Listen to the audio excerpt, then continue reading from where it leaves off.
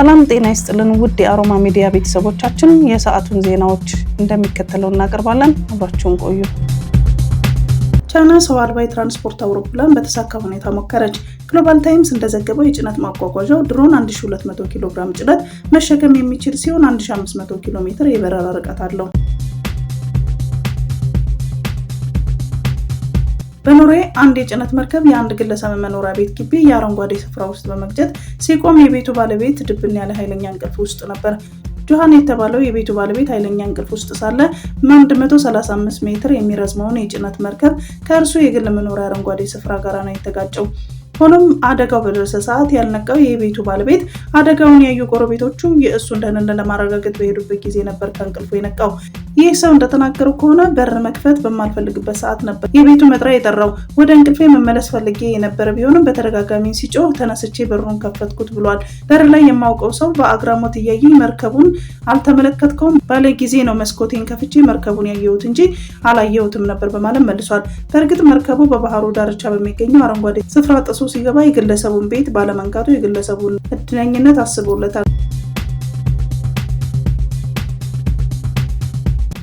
እስራኤል በጋዛ በፈጸመችው የአየር ጥቃት በካን ዩኒስ ከተማ በሚገኝ ሆስፒታል የምትሰራ ዶክተር ቤትን መጥቶ ከ10 ልጆቿ መካከል 9ን ገደለ።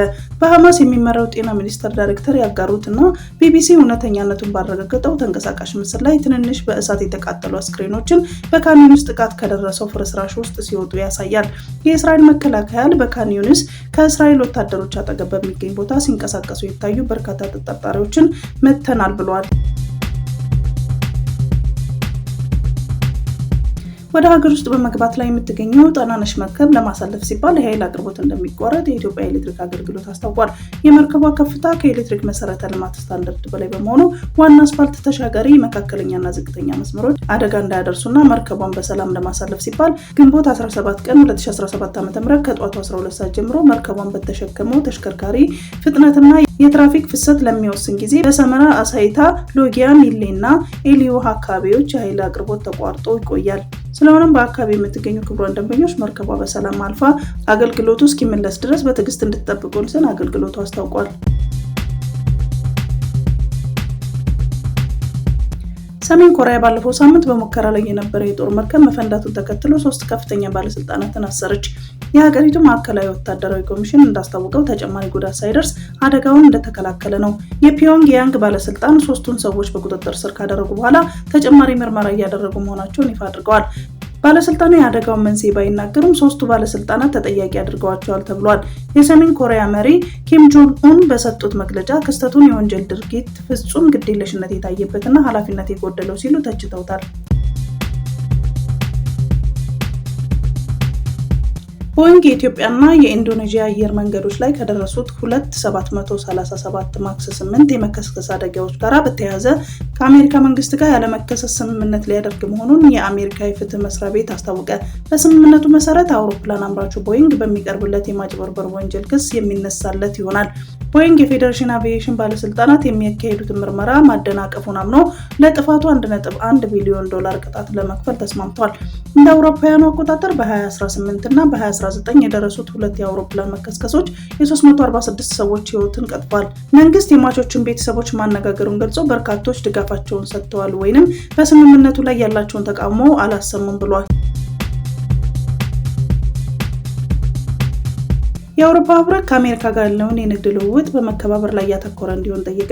የአውሮፓ ህብረት ለንግድ ኮሚሽነር ሴፍኮቪች ሲናገሩ እኛ ለሁለታችንም በሚጠቅም ስምምነት ላይ ለመስራት ዝግጁ ነን ብለዋል።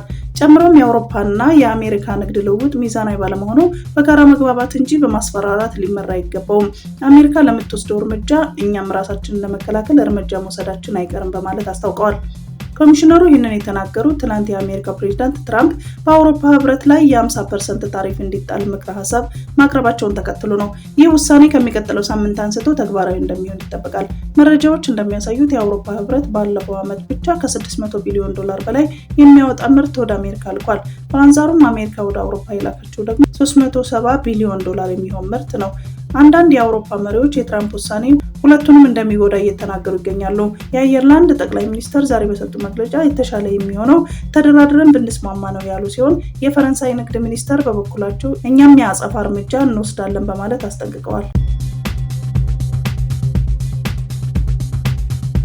ሩሲያ በ298 ድሮን እና 69 ሚሳኤል ዩክሬንን መደብደቧ ተገለጸ።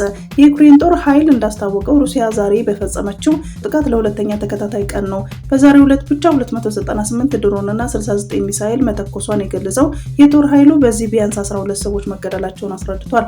በዋና ከተማዋ ኪየቭ 4 ሰዎች መገደላቸውንና ሌሎች 11 መቁሰላቸውን ጠቅሶም የከተማው ነዋሪዎች ጥቃቱን በመሸሽ በባቡር ጣቢያዎች ውስጥ ለመደበቅ መገደዳቸውን አስታውቋል። የዛሬውን ጥቃት ተከትሎ ፕሬዝዳንት ዘለንስኪ ሩሲያ አሁንም ሰላማዊ ሰዎቻችንን መግደሏን ቀጥላለች፣ በሩሲያ ላይ ጠንከር ያለ ጫና ካልተደረገ ይህንንም ግድያና ጦርነት አታቆምም ብለዋል። ጨምሮም የአሜሪካ ዝምታ ፑቲን ድርጊቱን እንዲቀጥልበት ብርታት ሰጥቶታል ሲሉ ገልጸዋል። ይህ በእንዲህ እንዳለ የሩሲያ መከላከያ ሚኒስቴር በበኩሉ ዛሬ ዩክሬን 95 ድሮኖችን በመላክ ጥቃት መሰንዘሯን አስታውቋል። ከነዚህም ውስጥ 12ቱ ዋና ከተማዋ ሞስኮ ላይ ኢላማቸውን ያደረጉ እንደነበሩና ሁሉም መክሸፋቸውን አስረድቷል። ኢራንና አሜሪካ በሮም ጣሊያን ያደረጉት የኒውክሌር ድርድር ብዙም ለውጥ አልታየበትም ተባለ። የኢራኑ የውጭ ጉዳይ ሚኒስትር አባስ አራግቺ እስካሁን ከተደረጉት ድርድሮች ሁሉ ሙያዊ የሆነ ውይይት የተደረገበት ነው ቢሉትም አደራዳሪው ኦማን ለውጡ ግን ውስን ነው የሚል መግለጫ ሰጥታለች።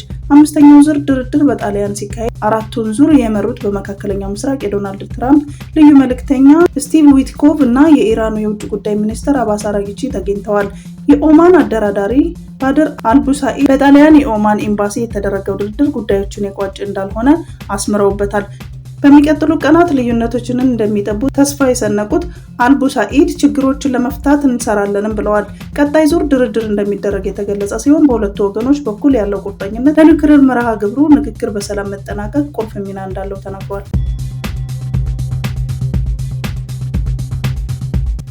የተቀናጀ የኩፍኝ በሽታ መከላከያ ክትባት ከሰኞ ጀምሮ በአዲስ አበባ መስጠት ይጀምራል። የተቀናጀ የኩፍኝ በሽታ መከላከያ ክትባት ዘመቻ ከሰኞ ግንቦት 18 ቀን ጀምሮ ለ10 ቀናት በአዲስ አበባ እንደሚካሄድ የአዲስ አበባ ጤና ቢሮ አስታወቀ። የአዲስ አበባ ጤና ቢሮ ኃላፊ ዶክተር ዮሐንስ ጫላ የተቀናጀ የኩፍኝ በሽታ መከላከያ ክትባት ዘመቻን አስመልክቶ ለመገናኛ ብዙሃን መግለጫ ሰጥተዋል። በመግለጫቸው እንደ ሀገር በተሰራ የኩፍኝ በሽታ ተጋላጭነት ትንተና በ5.2 ሚሊዮን በላይ የሚሆኑ ህጻናት በዚህ በሽታ የመያዝ ስጋት እንዳለባቸው መናገራቸውን ኢዜአ ዘግቧል። ይህንን የወረርሽኝ ስጋት ለማስቀረት የተቀናጀ የኩፍኝ በሽታ መከላከል ክትባት ዘመቻ እንደ ከተማ አስተዳደር ከግንቦት 18 ቀን እስከ 27 ቀን 2017 ዓ.ም ይካሄዳል ብለዋል። በዚህ ዘመቻ ሁሉም እድሜያቸው ከ9 ወር እስከ 5 ዓመት የሆናቸው ህጻናት በሙሉ ከዚህ በፊት በመደበኛው ሆነ በዘመቻ ቢከተሙም ባይከተሙም በዚህ ዘመቻ የሰጠውን ማጠናከሪያ ክትባት እንዲወስዱ ተናግረዋል። ክትባቱ በከተማ አስተዳደሩ ባሉ 96 ጤና ጣቢያዎችና 1536 በተመረጡ ጊዜያዊ ክትባት መስጫ ጣቢያዎች ለተከታታይ 10 ቀናት እንደሚሰጥ አስታውቀዋል። ወላጆችና አሳዳጊዎች ልጆቻቸው ወደ ክትባት ጣቢያ ወስደው እንዲያስከትቡም ጥሪ አቅርበዋል። ትራምፕ አፕል ኩባንያ ስልኮችን በአሜሪካ ውስጥ የማያመርት ከሆነ 25 በመቶ ታሪፍ እንደሚጣልበት አስጠነቀቁ። የአሜሪካ ፕሬዝዳንት ዶናልድ ትራምፕ የስማርት ስልኮች አምራች የሆነውን ግዙፉን ኩባንያ አፕል እና ከአውሮፓ የሚገቡ ምርቶችን ኢላማ በማድረግ አስጠንቅቀዋል። ትራምፕ በአሜሪካ ውስጥ ለሚሸጡ ነገር ግን ያልተመረቱ አይፎኖች ላይ አፕል 25 በመቶ ታሪፍ እንዲከፍል አድርጋለሁ ሲሉ አስፈራርተዋል። በየዓመቱ ከ60 ቢሊዮን በላይ ስልኮች በአሜሪካ ውስጥ የሚሸጡ ሲሆን አገሪቱ ግን የስማርት ስልክ ማምረቻ እንደሌላት ተገልጿል። በሰኔ የሚጀምር 5 በመቶ ታሪፍ በአውሮፓ ህብረት ላይ እንዲጣል እንደሚመከር በመግለጽ በአውሮፓ አምራቾች በሚመረቱ የቅንጦት ዕቃዎች፣ ፋርማሲውቲካልስ እና ሌሎች ዕቃዎች ላይ ከፍተኛ ቀረጥ እንደሚያስከትል ጠቁመዋል። ትራምፕ ለአሜሪካ አይፎኖች እዚያው ካልተመረቱ 25 በመቶ ታሪፍ እንደሚጥሉ ማስጠንቀቀዋል። በዜናው ምክንያት የገበያ ዋጋ የቀነሱ ሲሆን ትራምፕ ለአፕል የሰጡት ማስጠንቀቂያ የጊዜ ገደብ እንዳላስቀመጡም ተመላክቷል። ትራምፕ በትሩዝ ሶሻል ላይ ባሰፈሩት ጽሑፍ ከረጅም ጊዜ በፊት ለአፕል በአሜሪካ ውስጥ የሚሸጡ አይፎኖቻቸውን በአሜሪካ ውስጥ እንደሚመረቱ እንጂ በህንድም ሆነ በሌላ ቦታ እንደማይሆኑ ጠብቃለሁ ብዬ ነግሬያለሁ ብለዋል። ይህ ካልሆነ አፕል ለአሜሪካ ቢያንስ 25 በመቶ ታሪፍ መክፈል አለበት ነው ያሉት። አፕል በአሜሪካ ውስጥ የሚሸጡ አብዛኛዎቹን አይፎኖች እስከ 2026 መጨረሻ ድረስ በህንድ በሚገኙ ፋብሪካዎች ለማምረት ማቀዱን ሮይተርስ ዘግቧል። ወደ ማይናማር የተላከው የልዑካን ቡድን ያራዘመውን ጊዜ አጠናቅቆ መውጣቱ ተገለጸ። አሁንም ወደ ሀገራቸው ያልተመለሱ ከ100 በላይ ዜጎች መኖራቸውን ተነግሯል። ግንቦት 16 2017 በማይናማር በአስቸጋሪ ሁኔታ ውስጥ የነበሩት ኢትዮጵያውያንን ወደ ሀገራቸው እንዲመለሱ ለማድረግ የተላከው የልዑካን ቡድን ያራዘመውን ጊዜ ጨርሶ መውጣቱን ተገለጸ። ልዑኩ ከማይናማር ሲወጣ ውክልናውን ለግብረሰናይ ድርጅት ሰጥቷል የተባለ ሲሆን አሁንም ድብደባና እንግልት ከሚፈጸምበት ጣቢያ ወጥተው በታጣቂ ኃይሎች ቦታ ውስጥ የሚገኙ ከ100 በላይ ዜጎች እንዳሉ ነው የተገለጸው። ልጆቻቸው በማይናማር የታገቱባቸው ወላጆች ኮሚቴ አባል አቶ አስጨናቂ በቀለ የልዑኩ ቡድን ወደ ስፍራው ካቀናበት ጊዜ አንስቶ ባሉት 15 ቀናት ውስጥ ከ751 ዜጎች ውስጥ ከ500 በላይ የሚሆኑ ወደ ሀገራቸው እንዲመለሱ መደረጉን ተናግረዋል። ቀሪዎቹ ዜጎች አሁን ያሉበት ሁኔታ በፊት ከነበሩበት የተሻለ ነው ቢባልም ባልተመቻቸ ሁኔታ ውስጥ ያሉ ከ100 በላይ ዜጎች በዲኬቢኤ እና በጂኤፍ ታጣቂ ቡድኖች ጣቢያ ውስጥ እንደሚገኙ ተናግረዋል። ከመንግስት በኩል ጥሩ መነሳሳቶች አሉ ያሉት አቶ አስጨናቂ በግብረሰናይ ድርጅቶች በኩል ስራዎች ተፋጥነው የቀሩት ዜጎች ወደ ሀገራቸው ይመለሳሉ ተብሎ ይጠበቃል ሲሉም ገልጸዋል። ከዚህ ሁሉ መሃል ግን በአስቸጋሪ ሁኔታ ውስጥ ያሉና ተታለው ከገቡበት የማጭበርበር ስራ ውስጥ እስካሁን ያልወጡት 42 ዜጎች መኖራቸውን ተናግረዋል። ዜጎቹ ካሉበት አስቸጋሪ ሁኔታ እንዲወጡ መንግስት አሁንም ያልተቋረጠ የዲፕሎማሲ ስራውን እንዲቀጥል የወላጆች ኮሚቴ አባሉ ጠይቀዋል።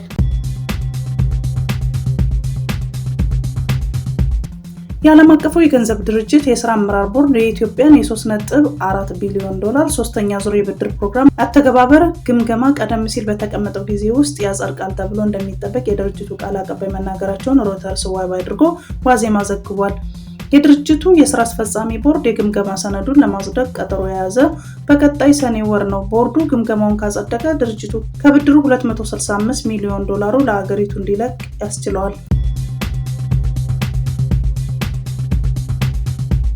ሩሲያና ዩክሬን ለሁለተኛ ጊዜ የእስረኞች ልውውጥ አደረጉ። ዛሬ ብቻ 307 የሩሲያ ወታደሮች ከዩክሬን ተለቀው ወደ ሀገራቸው ገብተዋል ተብሏል። ነገር ግን ሩሲያ በዛሬው ዕለት በዩክሬን ላይ በፈጸመችው ጥቃት 15 ሰዎች መጎዳታቸውን የኪየቭ ባለስልጣናት ገልጸዋል። እያንዳንዱ ኢትዮጵያ ያለበት የውጭ ዕዳ መጠን 575.6 ዶላር መድረሱን የኢትዮጵያ ኢኮኖሚክስ አሶሲዬሽን ባወጣው ሪፖርት ገለጸ። አሶሲዬሽኑ የሀገሪቱን ከ2021 እስከ 2023 የኢኮኖሚ አፈጻጸም አስመልክቶ ግንቦት 14 ቀን 2017 ዓ.ም ባወጣው ሪፖርት ኢትዮጵያ እንደ አውሮፓውያን አቆጣጠር እስከ 2023 ድረስ ያለባትን የብድር መጠን 62.5 ቢሊዮን ዶላር መድረሱንና እያንዳንዱ ኢትዮጵያዊ የተጠቀሰውን መጠን የውጭ ዕዳ እንዳለበት ጠቁሟል። የብድር ጫናው እንዲበዛ ካደረጉ ምክንያቶች መሃል የመንግስት ወጪ አስተዳደር አቅም ማነስ፣ የፕሮጀክቶች አፈጻጸም ደካማነት፣ ኢኮኖሚን ሊደግፉ የሚችሉ ፕሮጀክቶችን አለማስፋት፣ የውጭ ንግድ መቀዛቀዝና የማምረት አቅም እየቀነሰ መምጣት ዋናዎቹ እንደሆኑ በሪፖርቱ ጠቅሷል። የሩሲያ ፕሬዝዳንት ቭላድሚር ፑቲን የአፍሪካ ቀንን አስመልክቶ ለአፍሪካ ህዝብና መሪዎች እንኳን ደስ ያላችሁ መልእክት አስተላልፈዋል። ፕሬዝዳንቱ የዘንድሮ የአፍሪካ ቀን ከሁለተኛ የዓለም ጦርነት ማብቃትና ከተመድ ምስረታ 80ኛ ዓመት እንዲሁም ተመድ በቅኝ ግዛት ስር ያሉ ሀገራት ነፃ እንዲሆኑ አዋጅ ያጸደቀበት 60ኛው ዓመት ጋር መገናኘቱን ታሪካዊ ያደርገዋል ብለዋል። የናዚ መሸነፍና የቅኝ ግዛት ስርዓት መወገድ የሃያኛው መቶ ክፍለ ዘመን ወሳኝ ክስተቶች እንደነበሩ ያስታወሱት ፑቲን ይህም ለሰው ልጅ ሁሉ ነፃና ሰላማዊ ኑሮ እጅግ አስፈላጊ እንደሆነ ገልጸዋል። የአፍሪካ ሀገራት ነፃነታቸውን ባስከበሩባቸው ያለፉት 6 አስርት ዓመታት የዓለም አቀፍ ማህበረሰብ አካል ሆነው ማህበራዊና ኢኮኖሚያዊ ስኬቶችን ማስመዝገባቸውን ፕሬዝዳንቱ ጠቅሰዋል። ፕሬዝዳንት ፑቲን በአፍሪካ ህብረት ማዕቀፍ ውስጥ የተመሰረተው የባለብዙ ወገኖች ትብብር እንዲሁም በርካታ ቀጠናዊ ትብብሮች በአህጉሪቱ የጸጥታና መረጋጋት እንዲጠናከር አስተዋጽኦ አድርገዋል ብለዋል። ሀገራቸው ከአፍሪካ ጋር የቆየውን የወዳጅነት ግንኙነት እንዲጠናከር እንደምትፈልግ ያወሱት ፑቲን በ2019 እና በ2023 የተካሄዱት የሩሲያና አፍሪካ ጉባኤዎች ሩሲያና አፍሪካ በዓለም አቀፍ ጉዳዮች ላይ የጋራ አቋም እንዲይዙ ማስቻላቸውን ገልጸዋል። ፕሬዝዳንቱ በመጨረሻ ለአፍሪካ ህዝብ ጤናና ስኬት፣ ሰላምና ብልጽግና ተመኝተዋል።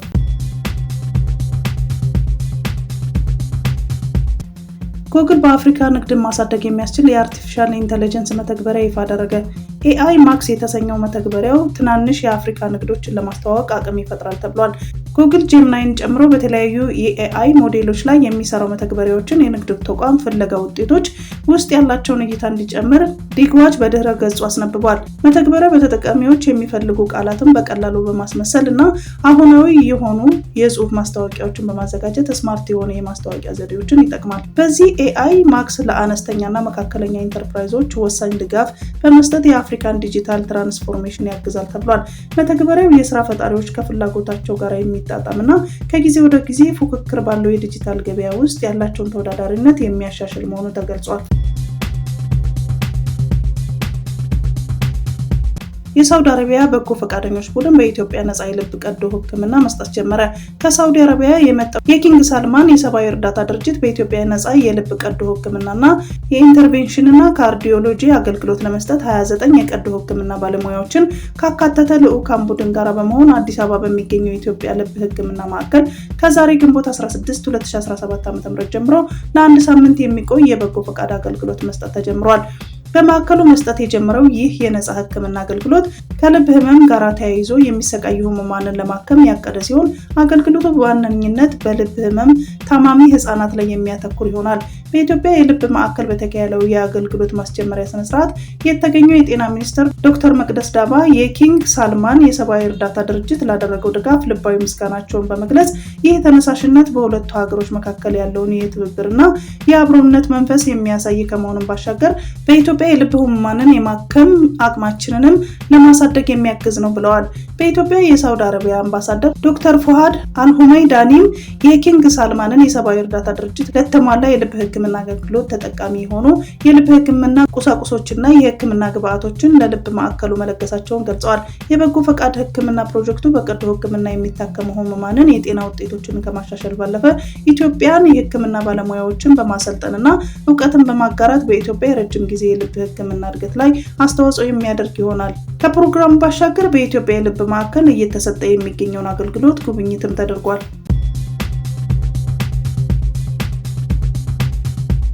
የዓለም ጤና ድርጅት ዋና ዳይሬክተር ዶክተር ቴድሮስ አድሃኖም አሜሪካ ለታዳጊ ሀገራት የምትሰጠውን እርዳታ በከፍተኛ ደረጃ መቀነሷን የፈጠረውን ቀውስ የታዳጊ ሀገራትን የጥገኝነት መጠን ስለሚያሳይ እንደ አፍሪካዊነቴ ያሳፍረኛል ሲሉ ለቴሌግራፍ ጋዜጣ ተናግረዋል። ሆኖም የዓለም አቀፍ እርዳታ ማሽቆልቆሉን በረጅም ጊዜ የጥገኝነት ስነልቦናን በማስወገድ ለታዳጊ ሀገራት መልካም አጋጣሚ ይዞ እንደሚመጣ ዶክተር ቴድሮስ ተስፋቸውን ገልጸዋል። ዶክተር ቴድሮስ አሜሪካ ለታዳጊ ሀገራት የምትሰጠውን እርዳታ ከማቋረጧ በፊት 6 ወር ወይም 1 ዓመት የመሸጋገሪያ ጊዜ ብትሰጥ ይሻል ነበር በማለት ለጋዜጣው ተናግረዋል። አሜሪካ ለዓለም ጤና ድርጅት የገንዘብ ድጋፍ መስጠት ማቆሟን ተከትሎ ቻይና በቀጣዮቹ 5 ዓመታት ለድርጅቱ $500 ሚሊዮን እንደምትለግስ ሰሞኑን አስታውቃለች። ሆንግ ኮንግ አሜሪካ በሃርቫርድ ዩኒቨርሲቲ ላይ ከጣለችው እገዳ በኋላ ብዙ ዓለም አቀፍ ተማሪዎችን እንደምትቀበል አስታውቃለች። ሆንግ ኮንግ ዩኒቨርሲቲዎቿን ለብዙ ዓለም አቀፍ ተማሪዎች ክፍት እንደምታደርግ ነው የገለጸችው። ይህም የአሜሪካ መንግስት በዚህ ሳምንት ሃርቫርድ ዩኒቨርሲቲ የውጭ ተማሪዎችን እንዳይቀበል ለወሰደው እርምጃ የተሰጠ ምላሽ ነው ተብሏል። በሃርቫርድ ዩኒቨርሲቲ ክስ የቀረበበትና በአሜሪካ ዳኞች ለጊዜው እገዳ የተጣለበት ይህ የትራምፕ አስተዳደር ውሳኔ በሺዎች የሚቆጠሩ የውጭ ተማሪዎችን የወደፊት ዕጣ ፈንታ አደጋ ላይ መጣሉ ተገልጿል። ታዲያ የሆንግ ኮንግ የትምህርት ዘርፍ ኃላፊ ክርስቲን ቾይ በቻይና ከተማ የሚገኙ ዩኒቨርሲቲዎችን ከዓለም ዙሪያ የተውጣጡ ምርጥ ተማሪዎችን በተለይም በሃርቫርድ ላይ በተጣለው እገዳ የተጎዱ ተማሪዎችን እንዲቀበሉ ጥሪ አቅርበዋል። በተለይም የሆንግ ኮንግ ሳይንስና ቴክኖሎጂ ዩኒቨርሲቲ ለዓለም አቀፍ ተማሪዎች ያለምንም ቅድመ ሁኔታ የመግቢያና የትምህርት ድጋፍ ለመስጠት እድል ማመቻቸቱን ፍራንስ 24 ዘግቧል። በሃርቫርድ ዩኒቨርሲቲ መረጃ መሰረት 1300 የሚሆኑ ቻይናውያን ተማሪዎች በሃርቫርድ የሚገኙ ሲሆን ይህም ከዓለም አቀፍ ተማሪዎች 1/5 አካባቢ ነው። በቬንዙዌላ ተቃዋሚ ፓርቲዎች ባልተሳተፉበት ምርጫ ገዢው ፓርቲ ማሸነፉን አወጀ። የቬንዙዌላ ፕሬዝዳንት ኒኮላስ ማዱሮ ገዢው ፓርቲ የፓርላማና ክልላዊ ምርጫዎችን አሸንፏል። የብሔራዊ ምክር ቤት ሲኤንኢ ሰኞ ዕለት ይፋ ባደረገ የመጀመሪያ ደረጃ ውጤት የቬንዙዌላ የተባበሩ ሶሻሊስት ፓርቲና አጋሮቹ ለብሔራዊ ምክር ቤት መቀመጫዎች ውስጥ 82.68% ድምፅ አሸንፏል። በውጤቱ መሰረት ፓርቲው የጠቅላይ አቃቢ ሕግ ጽሕፈት ቤትን እና የሀገሪቱን ከፍተኛ ፍርድ ቤት ጨምሮ 285 መቀመጫዎች በማግኘቱ በሀገሪቱ ቁልፍ የስልጣን ስፍራዎች እንደሚቆጣጠር ያረጋግጣል። ገዢው ፓርቲ በተጨማሪ ከ24 የክልል ገዢ ቦታዎች ውስጥ 23ቱ ያሸነፈ ሲሆን መንግስት ቀደም ሲል 4 ግዛቶችን ይቆጣጠር ከነበረው የተቃዋሚ ፓርቲ መንጠቁን ያሳያል። በምርጫው የተሳተፉ 8.9 ሚሊዮን ወይንም 42 ከመቶ ሲሆኑ 21 ሚሊዮን መራጮች ግን ድምጽ ለመስጠት ብቁ ናቸው። የብሔራዊ ምርጫ ምክር ቤቱ ዋና ኃላፊ ካርሎስ ኩንቴሮ በ2021 ምርጫ ላይ ከተሳተፉት መራጮች የአሁን ቁጥር ተመሳሳይ መሆኑን ጠቁመዋል። ሆኖም የሀገሪቱ ዋና የተቃዋሚ ፓርቲ መሪዎች ፕሬዝዳንታዊ ምርጫ በመቃወም መራጮች በምርጫው እንዳይሳተፉ አሳስበዋል። ተቃዋሚዎች በሐምሌ ወር 2024 በነበረው ምርጫ እንዳሸነፉ አጥብቀው ይከራከሩ ነበር። ነገር ግን ባለስልጣኑ ማዱሮን አሸናፊ አድርገው አውጀዋል። የተቃዋሚ ፓርቲ መሪ ማሪያ ኮሪና ማቻዶ በኤክስ ላይ ባሰፈራቸው መልእክት መሰረት በአንዳንድ የሀገሪቱ አካባቢዎች እስከ 85 በመቶ የሚደርሱ መራጮች ምርጫውን ውድቅ አድርገውታል። ይህ በባለፈው ዓመት ምርጫ ገዢው ፓርቲ የደረሰበትን ሽንፈት ለመቅረፍ እየሞከረ ያለ ትልቅ ፉከራ ነው ሲሉ ነቅፈዋል። ሐማስ አሜሪካ ያቀረበችውን የተኩስ አቁም ስምምነት ሀሳብ መቀበሉን ገለጸ። ሐማስ የጋዛን የተኩስ አቁም ስምምነት በተመለከተ የአሜሪካ ልዩ መልእክተኛ ስቲቭ ዊትኮፍ ባቀረቡት ሀሳብ መስማማቱን አንድ የፍልስጤም ከፍተኛ ባለስልጣን አስታውቀዋል። በስምምነቱ መሰረት በሐማስ የተያዙ 10 የእስራኤል ታጋቾች በሁለት ቡድን ከእስር ይፈታሉ ተብሏል። በምላሹ እስራኤል ጦርን ከጋዛ ሰርጥ በከፊል እንደምታስወጣ ተነግሯል። ሐማስ ይህ ለ70 ቀናት የሚቆይ የተኩስ አቁም ስምምነት በአስታራቂዎች በኩል መቀበሉ የተገለጸ ሲሆን ይህም ከእስራኤል ጋር ያለውን ጦርነት ለማቆም መንገድ ከፋች ነው ተብሏል። በተጨማሪም በስምምነቱ ላይ እስራኤል ለረጅም ጊዜ በእስራት የቆዩት በመቶዎች የሚቆጠሩ ፍልስጤማውያን እንደምትለቅ ተካቷል ሲል ሮይተርስ ዘግቧል። ሐማስ አሜሪካ ያቀረበችውን የተኩስ አቁም ስምምነት ሀሳቡን መቀበሉን አስመልክቶ በእስራኤል በኩል እስካሁን የተሰጠ መግለጫ የለም። ሳይንቲስቶች በበረዶ የተሸፈነች አዲስ ፕላኔት አገኙ። ሳይንቲስቶች ከፕሉቶ ርቃ የምትገኝ አዲስ ፕላኔት አግኝተዋል። አዲሷ ፕላኔት ከፀሐይ እጅግ ርቃ ስለምትገኝ በበረዶ ግግር የተሸፈነች መሆኑን የስነ ፈለክ ተመራማሪዎች ገልጸዋል። ይህ ግኝት የህዋ ካርታና አፈጣጠርን በአዲስ መልክ ለመቃኘት የሚያስችል መሆኑን እየተጠቆመ ይገኛል። አነስተኛ ፕላኔቷ በጊዜያዊነት 2017 OF 201 ተብላ መሰየሟን ዓለም አቀፍ የአስትሮኖሚካል ህብረት የአነስተኛ ፕላኔቶች ማዕከል አስታውቋል። አዲሷ ፕላኔት ፀሐይን አንድ ጊዜ ለመዞር 25000 የምድር ዓመታትን የሚወስድባት የግኝ ቡድኑን የመሩት ሲሃዎቼንግ አስታውቀዋል። ለንጽጽር ያህል ሲያቀርቡትም ፕሉቶ በፀሐይ ዙሪያ አንድ ጊዜ ለመዞር 248 የምድር ዓመታትን እንደሚፈጅባት ገልጸው አዲሱ አነስተኛ ፕላኔት ግን ከፕሉቶም እጅግ ርቃ ስለምትገኝ በፀሐይ ምህዋር የምታደርገውን ጉዞ የተራዘመ መሆኑን አንስተዋል። እጅግ ዘመናዊ የሆነ ቴሌስኮፕን በመጠቀም የተገኘችው አነስተኛዋ ፕላኔት ለተጨማሪ ምርምሮች በር ከፋች መሆኗን ናሳ አስታውቋል። በአውሮፓውያኑ አንድ አጥፍቶ ጠፊ በሞቃዲሾ በሚገኘው በዳማኒዮ ካምፕ ውስጥ የጦር ሰራዊት አባላትን ኢላማ አድርጎ ነበር። ጠንካራ የአፍሪካ ህብረት የጸጥታ ድጋፍ ከሌለ አልሸባብ ሞቃዲሾ ላይ ጥቃት ሊሰነዝርና ደካማ የሆነውን የሀገሪቱን ጦር ሊያፈራርሰው ይችላል የሚል ስጋት አይሏል። የካቲት መጨረሻ ላይ ታጣቂዎቹ ለአጭር ጊዜ ቢሆንም ከሞቃዲሾ 30 ኪሎ ሜትር ርቃ የምትገኘው ባላድን በቁጥጥር ስር ሲያውል የአሜሪካ ኤምባሲ በዋና ከተማዋ ከሳምንት በኋላ ጥቃት ይኖራል ሲል ያስጠነቀቀ ሲሆን ከተማዋ በታጣቂዎቹ እጅ ትወድቃለች የሚል ስጋትም አስከትሏል። አልሸባብ በሞቃዲሾ ደጃፍ ላይ እንደሚገኝ ሲነገር በዓለም ዙሪያ ያሉ ታጣቂዎችም ተደስተው ነበር። ጀርመን ታጣቂ ኃይሎች በአገሬ ውስጥ ስታሰለጥን ደርሼባታለሁ ስትል ኡጋንዳን ከሰሰች። የኡጋንዳ መከላከያ ሚኒስቴር ዛሬ ባወጣው መግለጫ ከጀርመን ጋር ያለውን ማንኛውንም የወታደራዊ ትብብር እንቅስቃሴ ማቋረጡን አስታውቋል። ለዚህም የሰጠው ምክንያት ደግሞ በኡጋንዳ የጀርመን አምባሳደር የሆኑት ማቲያስ ሹዌሪ የአገሪቱ መንግስት ለመጣል የሚንቀሳቀሱ ታጣቂ ኃይሎች ጋር ግንኙነት እንዳላቸው መታወቁ ነው። አምባሳደሩ ከታጣቂዎቹ ጋር ግንኙነት እንዳላቸውና ቡድኖቹን በማሰልጠን ንቁ ሚና እየተጫወቱ መሆኑን ታማኝ የደህንነት ምንጮች ማረጋገጣቸው ሚኒስቴሩ አስረድቷል። በመሆኑም አምባሳደሩ መንግስትን በኃይል ለመጣል ከሚንቀሳቀሱ ኃይሎች ጋር ያላቸውን ግንኙነት በተመለከተ ሌላ ውሳኔ እስከሚተላለፍ ድረስ በጀርመንና በኡጋንዳ መካከል ያለው ወታደራዊ ግንኙነት ተቋርጦ እንደሚቆይ ያስታውቋል። በዚህ ጉዳይ ላይ የኡጋንዳ ጦር ኃይሎች ጠቅላይ ኢታማዦር ሹም ጄኔራል ሞሆንዚ ካይኒሩጋባ አምባሳደሩን ጠርተው መናገራቸው ተዘግቧል። በዚህም ወቅት ጀርመን በውስጣዊ የሀገሪቱ ጉዳይ ላይ እያከናወነች ያለችውን ጣልቃ ገብነት እንድታቆም አሳስበዋል። በኡጋንዳ በሚቀጥለው ዓመት ምርጫ የሚከናወን ቢሆንም በፖለቲካ ሰላማዊ ትግል ብቻ ማሸነፍ እንቸገራለን ያሉ ተቃዋሚ ፓርቲ ወደ ጫካ ገብተው የትጥቅ ትግል መጀመራቸው ይታወቃል። ቢቢሲ እንደዘገበው ከሆነ አሜሪካ በእስራኤል ቴል አቪቭ የሚገኝ ኤምባሲዋን በተከታታይ ፈንጂ ለማፈንዳት ሞክረዋል ያለችውን የአሜሪካና የጀርመን ጥምርት ዜግነት ያለውን ግለሰብ እሁድ ግንቦት 17 2017 ዓ.ም በቁጥጥር ስር መዋሏን አስታውቃለች። የ28 ዓመቱ ጆሴፍ ኒውማየር በኒውዮርክ ጆን ኤፍ ኬኔዲ አየር ማረፊያ በቁጥጥር ስር መዋሉን የሀገሪቱ የፍትህ ሚኒስቴር ባለስልጣናት ገልጸዋል። በኤምባሲው አቅራቢያ ተቀጣጣይ ቁሶችን በቦርሳው ይዞ ከተገኘ በኋላ በእስራኤል ባለስልጣን ከሀገሪቱ ከተባረረ በኋላ በአሜሪካ መያዙ ተነግሯል። ግለሰቡ እሁድ ዕለት ፍርድ ቤት የቀረበ ሲሆን በአሁኑ ወቅት በእስር ላይ እንደሚገኝ የፍትህ ሚኒስቴር አስታውቋል። ተከሳሹ በእስራኤል በሚገኙ ኤምባሲያቸው ላይ ያለመ አሰቃቂ ጥቃት በማቀድ አሜሪካውያንን በሞት በማስፈራራት እንዲሁም ፕሬዚዳንት ትራምፕ ሕይወት ላይ በማነጣጠር መከሰሱን ጠቅላይ አቃቤ ሕግ ፓሜላ ቦንዲ ገልጸዋል። ግለሰቡ በቁጥጥር ስር የዋለው አንድ ግለሰብ በዋሽንግተን ዲሲ በሚገኘው የአይሁድ ሙዚየም ደጃፍ ላይ 2 የእስራኤል ኤምባሲ ሰራተኞችን ከገደለ ከጥቂት ቀናት በኋላ ነው።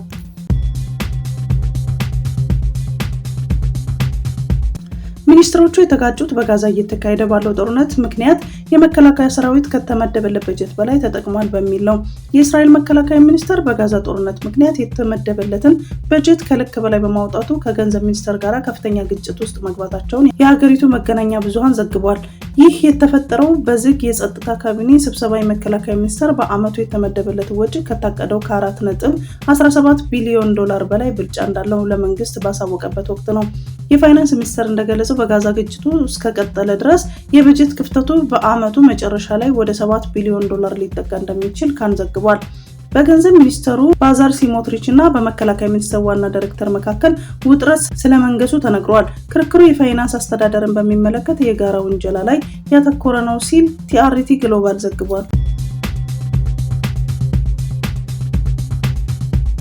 ወደ ትግራይ ይደርሳል እየተባለ ከመሃል ሀገር የሚላክ ሸቀጥ ወደ ኤርትራ በህገወጥ መንገድ እየተላከ እየተሸጠ ነው ሲሉ ስማቸው እንዳይጠቀስ የፈለጉ የክልሉ ጊዜያዊ አስተዳደር አመራሮች ገለጹ። ከዚህ ህገወጥ ንግድ ጀርባ የህወሓት ታጣቂዎችና አመራሮች እንዳሉበት ተናግረዋል። ጄኔራል ታደሰ ወረደ በቅርቡ በሰጡት መግለጫ እንዲህ ያለውን ህገወጥ ተግባር በክልሉ ውስጥ እንደማይታገሱና ያልተጠና ከሌላ ሀገር ጋር የሚደረግ የውጭ ግንኙነትን ማስተዳደራቸውን እንደማይቀበለው ገልጸው እንደነበረ ያስታወሱት አመራሮቹ ለትግራይ ህዝብ የሚደርስ ሸቀጥ እየተቀማ ወደ ኤርትራ እየተላከ ነው የሚለው መረጃ ማስረጃ ቢኖራቸውም መፍትሄ ለመስጠት ግን አልቻሉም ሲሉ ወቀሳ አቅርበዋል። ጊዜያዊ አስተዳደሩ በህገ መንግስቱ መሰረት ከሌላ አካል ወይም ሀገር ጋር የሚደረግ ንግድ ግንኙነት ማስቆም ግዴታው እንደሆነ የሚታወቅ ቢሆንም ከመግለጫው ባለፈ እርምጃ እየወሰደ አይደለም ሲሉ ትችት የሚያቀርቡት አመራሮች በትግራይ ህዝብ ስም የሚመጣው የህወሓትና የታጣቂ አመራር ህዝብ እየዘረፈ ማባከንና ሸቀጡን በህገወጥ መንገድ ማሸጋገሩን ተያይዞታል ሲሉ ገልጸውታል። የኢትዮጵያ ህብረተሰብ ጤና ኢንስቲትዩት በኦሮሚያ ክልል ሞያሌ ከተማ አስተዳደር በዝንጀሮ ፈንጣጣ የተያዘ ሰው ማግኘቱን አስታውቋል። ቫይረሱ የተገኘበት የ21 ቀን ዕድሜ ያለው ህፃን መሆኑን ሲነገር በተደረገ ቀጣይ ምርመራ እናቱም ለቫይረሱ መጋለጧን ነው የታወቀው። የህፃኑ አባት ወደ ጎረቤት ሀገር ሄዶ እንደነበርና እሱን ጨምሮ ከግለሰቡ ጋር ንክኪ የነበራቸው ሌሎች ግለሰቦችን በመለየት ምርመራው እየተደረገ መሆኑን ተገልጿል። ሽፍታ፣ ሳል፣ ትኩሳትና የራስ ምታትና የጀርባ ህመም የበሽታው ምልክቶች መሆናቸውን ሲጠቆም በአካባቢው እነዚህ ምልክቶች በተለይም አሁን ላይ በበሽታው ከተያዙ ሰዎች ጋር ንክኪ የነበራቸው ሰዎች ምልክቶቹ ከታዩባቸው በአፋጣኝ ወደ ጤና ተቋም እንዲሄዱ ማሳሰቢያ ተሰጥቷል። በሽታው የተገኘበት ህፃንና እናቱን ለዚህ ተብሎ በተዘጋጀው የህክምና ማዕከል ተለይቶ የህክምና ክትትል እየተደረገላቸው መሆኑን ሲገለጽ ኢትዮጵያ በሌሎች ጎረቤት ሀገራት ከተከሰተበት ጊዜ ጀምሮ ወደ ሀገሪቱ እንዳይገባና ከገባም ደግሞ የከፋ ጉዳት ሳያደርስ መቆጣጠር እንዲቻል ልዩ ልዩ ዝግጅቶችን ስታደርግ እንደነበረ ነው የተነገረው። ህብረተሰቡ የእጅና አካባቢ ንጽህናውን በመጠበቅ ሳይደናገጥ የተለመደውን እንቅስቃሴ እንዲቀጥልም ነው የጤና ሚኒስቴሩ ጉዳዩን አስመልክቶ ባወጣው መግለጫ ያሳሰበው። ሩሲያ በዩክሬን ላይ ከባድ የአየር ጥቃት መፈጸሟን ተከትሎ የአሜሪካ ፕሬዝዳንት ዶናልድ ትራምፕ አቻቸው ቭላዲሚር ፑቲንን እብድ ሲሉ ዘለፉ። ትራምፕ ደስተኛ እንዳልሆኑና ጠንከር ባልተለመደ ተግሳጽ ፑቲንን ምነካው ብዙ ሰዎችን እየገደለ ነው ብለዋል። በኋላም ፑቲንን ፍጹም እብድ በማለት ወርፈዋቸዋል። የዩክሬኑ ፕሬዝዳንት ቮሎዲሚር ዜሌንስኪ ሩሲያ በምትፈጽማቸው ጥቃቶች ላይ የአሜሪካ ዝምታ ፑቲንን እያበረታታ ነው ሲሉ ቀደም ብለው ተናግረው ነበር። በሩሲያ ላይ ከበድ ያሉ ማዕቀቦችን ጨምሮ ጠንካራ ጫና እንዲደረግባት አሳስበዋል። የሶማሌላንድ የውጭ ጉዳይ ሚኒስትር አብዱራህማን ዳሂር ወደ ዋሽንግተን አምርተዋል። ሚኒስትሩ ወደ አሜሪካ ያመሩት ሀገራቸው ከአሜሪካ ጋር ያላትን አጋርነት ለማጠናከር መሆኑን ገልጸዋል። ሚኒስትሩ እንደ ቴድ ክሩዝ እና የሶማሌላንድ የሀገርነት እውቅና ከሚደግፉ ሴናተሮች ጋር እየመከሩ ሲሆን ሚኒስትሩ የሶማሌላንድ ሰላምና ዲሞክራሲ ከአሜሪካ እሴቶች ጋር የሚሄዱ ናቸው ብለዋል። የሶማሌላንዱ ፕሬዝዳንት ከሳምንታት በፊት ሀገሪቷ የነጻነት ቀናቸውን ስታከብር ለተለያዩ ሀገራት ይፋዊ የእውቅና ጥያቄ ማስገባታቸውን መናገራቸው ሲታወስ አሜሪካ ዋነኛዋ ናት። 3522 ኢትዮጵያውያን ከሳውዲ ወደ ሀገራቸው ተመለሱ። በሳውዲ አረቢያ በአስቸጋሪ ሁኔታ ውስጥ የነበሩ 3522 ኢትዮጵያውያን በዚህ ሳምንት ወደ ሀገራቸው ተመልሰዋል። በሳምንት ውስጥ በተደረገ 9 ዙር በረራ የተመለሱት 3218 ወንዶችና 291 ሴቶችና 13 ጨቅላ ህጻናት ሲሆኑ ከተመላሾች መካከል 308 እድሜያቸው ከ18 ዓመት በታች የሆኑ ታዳጊዎች ይገኙበታል። በአራተኛ ዙር በአስቸጋሪ ሁኔታ ውስጥ የሚገኙ ዜጎችን 50,000 ዜጎችን ለመመለስ ታቅዶ ከመጋቢት 3 2017 በይፋ መጀመሩ ይታወቃል። ከዚህ እስካሁን 35876 ኢትዮጵያውያንን ወደ ሀገር መመለስ ተችሏል። ሚኒስቴር መስሪያ ቤቱ ከሚመለከታቸው ባለድርሻ አጋር አካላት ጋር በመቀናጀት ለተመላሽ ዜጎች በአየር ማረፊያና በማቆያ ማዕከላት ተገቢውን ድጋፍና እንክብካቤ ማድረግና ከቤተሰብ ጋር የማቀላቀል ስራም በትኩረት እየሰራ ይገኛል። ከፍተኛ የሚባል የይለፍ ቃል ወይም ፓስወርድ ጥቃቶች እየተከሰቱ መሆኑን ጥንቃቄ ሊደረግ እንደሚገባ ተገለጸ። ከፍተኛ መጠን ያለው ሚስጥራዊ መረጃዎችን መሽሎካቸውን ተከትሎ ከ184 ሚሊዮን በላይ የይለፍ ቃሎች ለጥቃት መጋለጣቸውን ትኩረቱን በሳይበር ጥቃት ላይ አድርጎ የተካሄደ ጥናት አመላክቷል። ፎርብስን በመሳሰሉ ድረገጾች የመጣው መረጃ እንደሚያሳየው ከሆነ 1.8 ቢሊዮን መዝገቦች ሾልከው መውጣታቸውን ተከትሎ በዓለም አቀፍ ደረጃ ታዋቂ ከሆኑት እንደ ጉግል፣ ማይክሮሶፍት፣ አፕል፣ ፌስቡክ፣ ኢንስታግራም ከመሳሰሉ ፕላትፎርሞች ጋር የተያያዘ ከ184 ሚሊዮን በላይ የሆኑ የይለፍ ቃሎች ለጥቃት መጋለጣቸውን ተጠቅመዋል።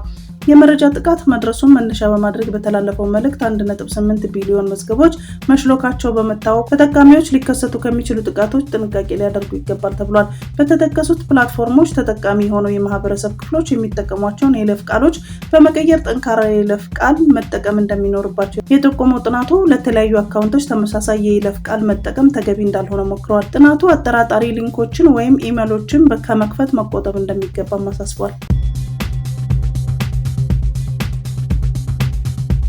ላለፉት 30 ዓመታት በህዝብ ተወካዮች ምክር ቤት ተገኝቶ ዘገባዎችን ሲሰራ የቆየው ሪፖርተር ግልጽ ባልሆነና ባልታወቀ ምክንያት በፓርላማ ተገኝቶ ዘገባ እንዳይሰራ ክልከላ ተጣለበት።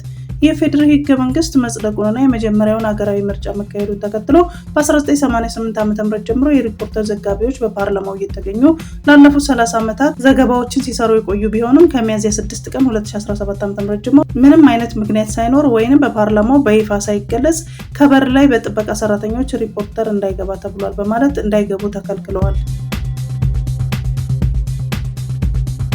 ለሩሲያ ምንም አይነት የጦር መሳሪያዎችና ኬሚካሎችን አልሰጠንም ስትል ቻይና ገለጸች። የቻይና ውጭ ጉዳይ ሚኒስቴር ዛሬ ባወጣው መግለጫ ለሩሲያ ምንም አይነት ለጦር መሳሪያ የሚሆኑ ቁሳቁሶችን እንዳልሰጠ አስታውቋል። ይህንንም መግለጫ ለማውጣት የተገደደው የዩክሬን የውጭ ደህንነት ኃላፊ ያቀረቡትን ስሞታ ተከትሎ ነው። ኃላፊው እንዳሉት ቻይና ቢያንስ 20 ለሚሆኑ የሩሲያ ወታደሮች ኢንዱስትሪዎች የተለያዩ ቁሳቁሶችን አቅርባለች። ከነዚህ መካከልም ለሚሳኤል የሚሆኑ ልዩ ኬሚካሎች፣ የጥይት ባሩዶችና ሌሎችም እንደሚገኙበት ጠቅሰዋል። በተጨማሪም ሩሲያ ከምታመርታቸው ድሮኖች ውስጥ ከ80% በላይ የሚሆነው ኤሌክትሮኒክስ ቁሳቁስ የቻይና መሆኑን አስታውቀው ነበር። የቻይና ውጭ ጉዳይ ሚኒስቴር ቃል አቀባይ ዛሬ በሰጡት መግለጫ እኛ በዩክሬን ጦርነት ላይ ያለን አቋም ግልጽና የማያወላውል ነው። እኛ ተኩስ አቁም እንዲመጣና ሰላም እንዲሰፍን የምንፈልግ ነን። ስለዚህም በጦርነቱ ለሚሳተፉ የትኛውም አካላት ጦር መሳሪያም ሆነ ኬሚካል አናቀርብም ብለዋል። ጨምረው ዩክሬን ይህንን የእኛን አቋም በአግባቡ ታውቃለች። ስለዚህም እንደዚህ አይነት መሰረት የለሽ ወቀሳና ፖለቲካዊ ሴራ እንድትታቀም እናሳስባለን ማለታቸውን ኪየቭ ኢንዲፔንደንት ዘግቧል። ኢትዮጵያ፣ ደቡብ ሱዳን እና ጅቡቲ ያጸደቁትን የኢጋድ ስምምነት ኬንያ ተቀላቀለች። የኬንያ ሕግ አውጪ ምክር ቤት የኢጋድ ስምምነት ማጽደቁን የምስራቅ አፍሪካ በየነ መንግስታት የልማት ድርጅት ኢጋድ ዋና ጸሐፊ ዶክተር ወርቅነህ ገበየሁ አድንቀዋል።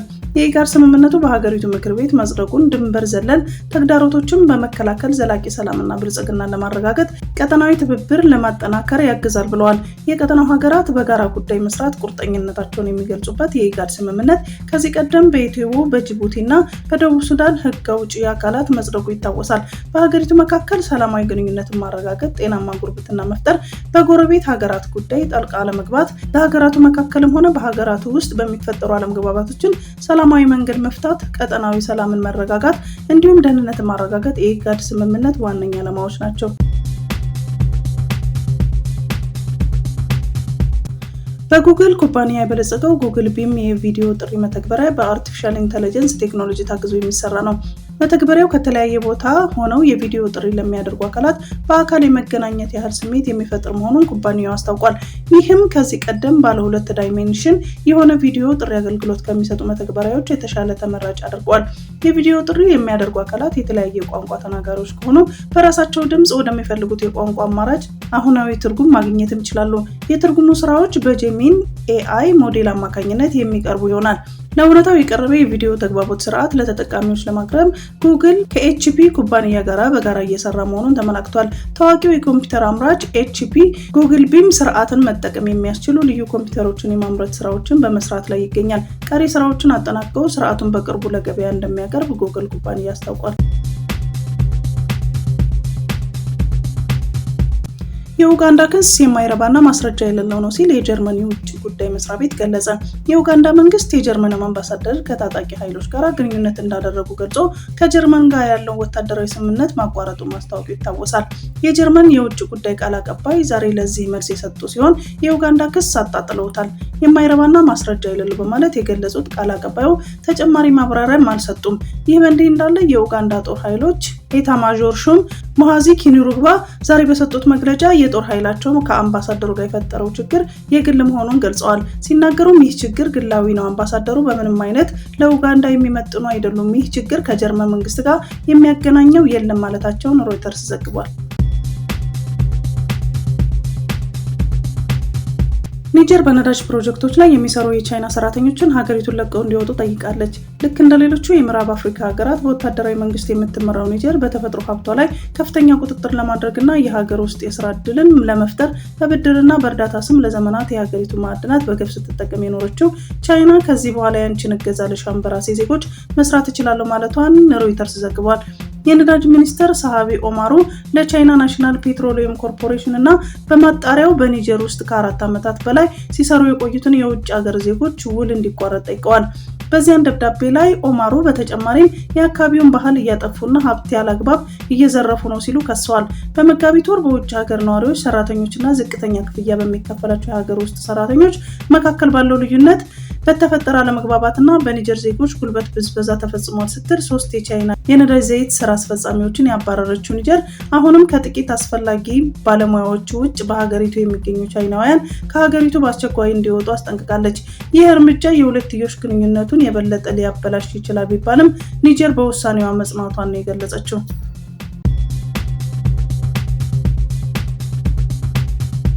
በኦል ኔፓል ኤርዌይስ በረራ ውስጥ የነበረ አንድ ተሳፋሪ በጉዞ መሃል የአውሮፕላኑን የመውጫ በር ለመክፈት መሞከሩ ተገልጿል።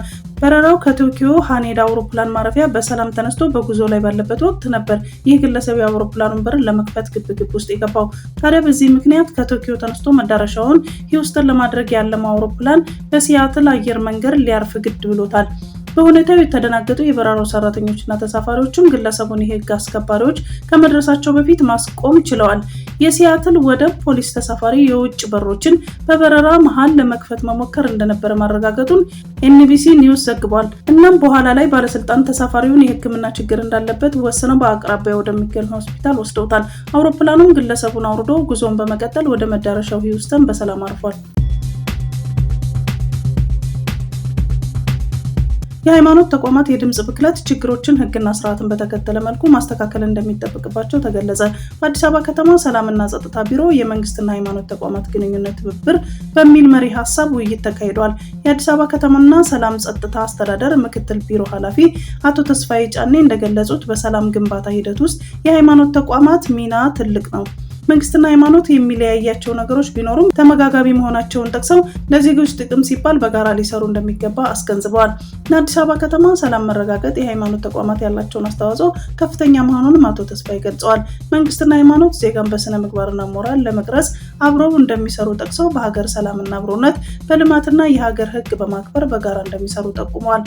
በሀገረ መንግስት ግንባታ ውስጥ የሃይማኖት ተቋማት ሚና የጎላ መሆኑን ገልጸዋል። የሃይማኖት ተቋማት የድምጽ ብክለት ችግሮችን ህግና ስርዓትን በተከተለ መልኩ ማስተካከያ ሊያደርጉ እንደሚገባ በመድረኩ ተነስቷል። የፈረንሳዩ ፕሬዝዳንት ኢማኑኤል ማክሮን ለጉብኝት ቪየትናም ዋና ከተማ ሃኖይ አውሮፕላን ማረፊያ ደርሰው ከአውሮፕላኑ ሊወርዱ ሲሉ የሆነውን በዓለም ዙሪያ መነጋገሪያ ሆኗል። የአውሮፕላኑ በር ተከፍቶ ፕሬዝዳንቱ ፊት ለፊት በሚታዩበት ጊዜ አንድ እጅ ጸብ በሚመስል ሁኔታ ፊታቸውን በኃይል ሲገፋ ተመላክቷል። በዚህም ጊዜ ፕሬዝዳንቱ ምን እንደተፈጠረ የእጅ ሰላምታ ሰጥተው ሚስታቸውን ከጎናቸው በማድረግ ከአውሮፕላኑ ወርደዋል። እሁድ ምሽት በፕሬዝዳንቱ አውሮፕላን ውስጥ የማክሮን ሚስት ብሪጂት ፊታቸው ሳይታይ ከአውሮፕላኑ በር በጎን በኩል ሆኖ በእጃቸው የማክሮንን ፊት በኃይል ሲገፈትሩት የተቀረጸ ምስል በጥንዶቹ መካከል የተፈጠረ ጸብ እንዳለ እየተነገረ ነው። ፕሬዝዳንት ማክሮን በድንገት በገጠማቸው ነገር መጀመሪያ ላይ የደነገጡ ቢሆንም ወዲያውኑ ምንም እንዳልተፈጠረ በማስመሰል ከአውሮፕላኑ ውጭ ሊቀበላቸው ለተሰበሰቡት የቪየትናም ባለስልጣንና ካሜራ ደግነው ለሚጠብቋቸው ጋዜጠኞች የእጅ ሰላምታ ሰጥተው ነበር።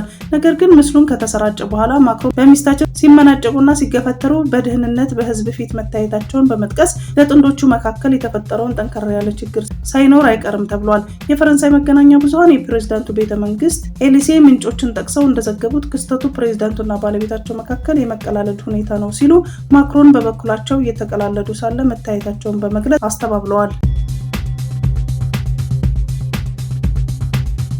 ከዳካር በስተደቡብ ምስራቅ 32 ኪሎ ሜትር ርቀት ላይ እጅግ ዘመናዊ ቴክኖሎጂ ከተማ እየገነባቸው የምትገኘው ሴኔጋል ከ1 ቢሊዮን ዩሮ ያስገነባቸው 14 ጣቢያዎችን ያሉት ዋና ከተማዋን ዳካርን ከዲያሚኒ ዳኒዮ ጋራ የሚያገናኘውን የዳካር ሪጅን ኤክስፕረስ ባቡር ጣቢያ አስመረቀች።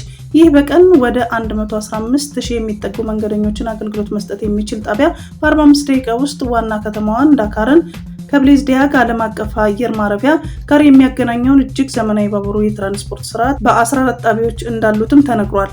በምዕራብ አፍሪካ ፈጣን ኢኮኖሚ ለውጥ እያስመዘገበች የምትገኘው ሴኔጋል በዲሴምበር 2021 የጀመረውን ይህ ፕሮጀክት በ10 ደቂቃዎች ብቻ ባቡሩን የዳካርን ዋና ጣቢያ በሰዓቱ ለቆ ወደ ምስራቅ በማቅናት በአትላንቲክ ውቅያኖስ ዳርቻ ላይ በመዝለቅ ወደ ሩፊሲክ ማገናኘት እንደሚችል የተነገረ ሲሆን ለ40,000 ሴኔጋላውያን የስራ እድል እንደፈጠረና ሀገሪቱን ከጫፍ እስከ ጫፍ ማገናኘት መቻሉን ነው የተገለጸው።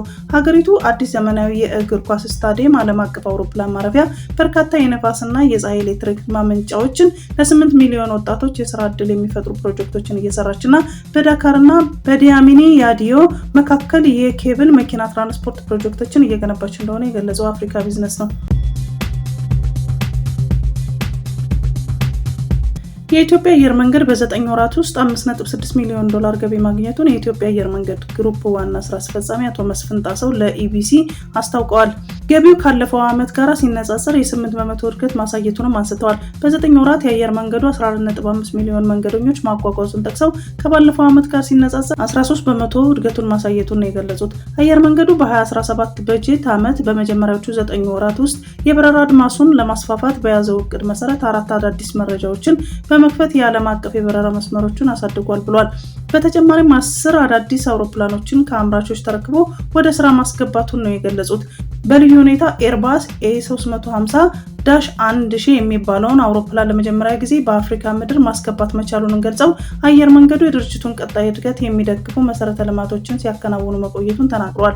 የቦሌ ዓለም አቀፍ አውሮፕላን ማረፊያ በመንገደኞች እየሞላ በመምጣቱ አዳዲስ ኤርፖርቶችን ለመገንባት ከፍተኛ እንቅስቃሴ ሲደረግ መቆየቱንም አመላክተዋል።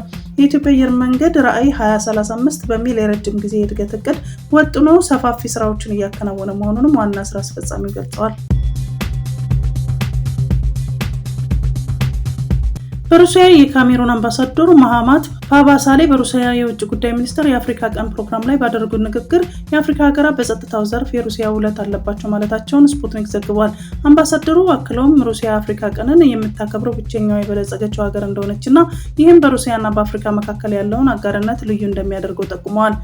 በጣም ራቅ ባሉ የአፍሪካ መንደሮች ውስጥ ልጆች የሩሲያ ባንዲራ ሲያውለበልቡ ማየት የተለመደ ነው ብለው አምባሳደሩ በንግግራቸው ገልጸዋል። ሩሲያ እንደቀድሞ ሁሉ ከአፍሪካ ሀገራት ጋር በሚኖረው ግንኙነት ንቁ ሚና መጫወቷን መቀጠል አለባት ሲሉ መናገራቸውን ዘገባው አመላክቷል።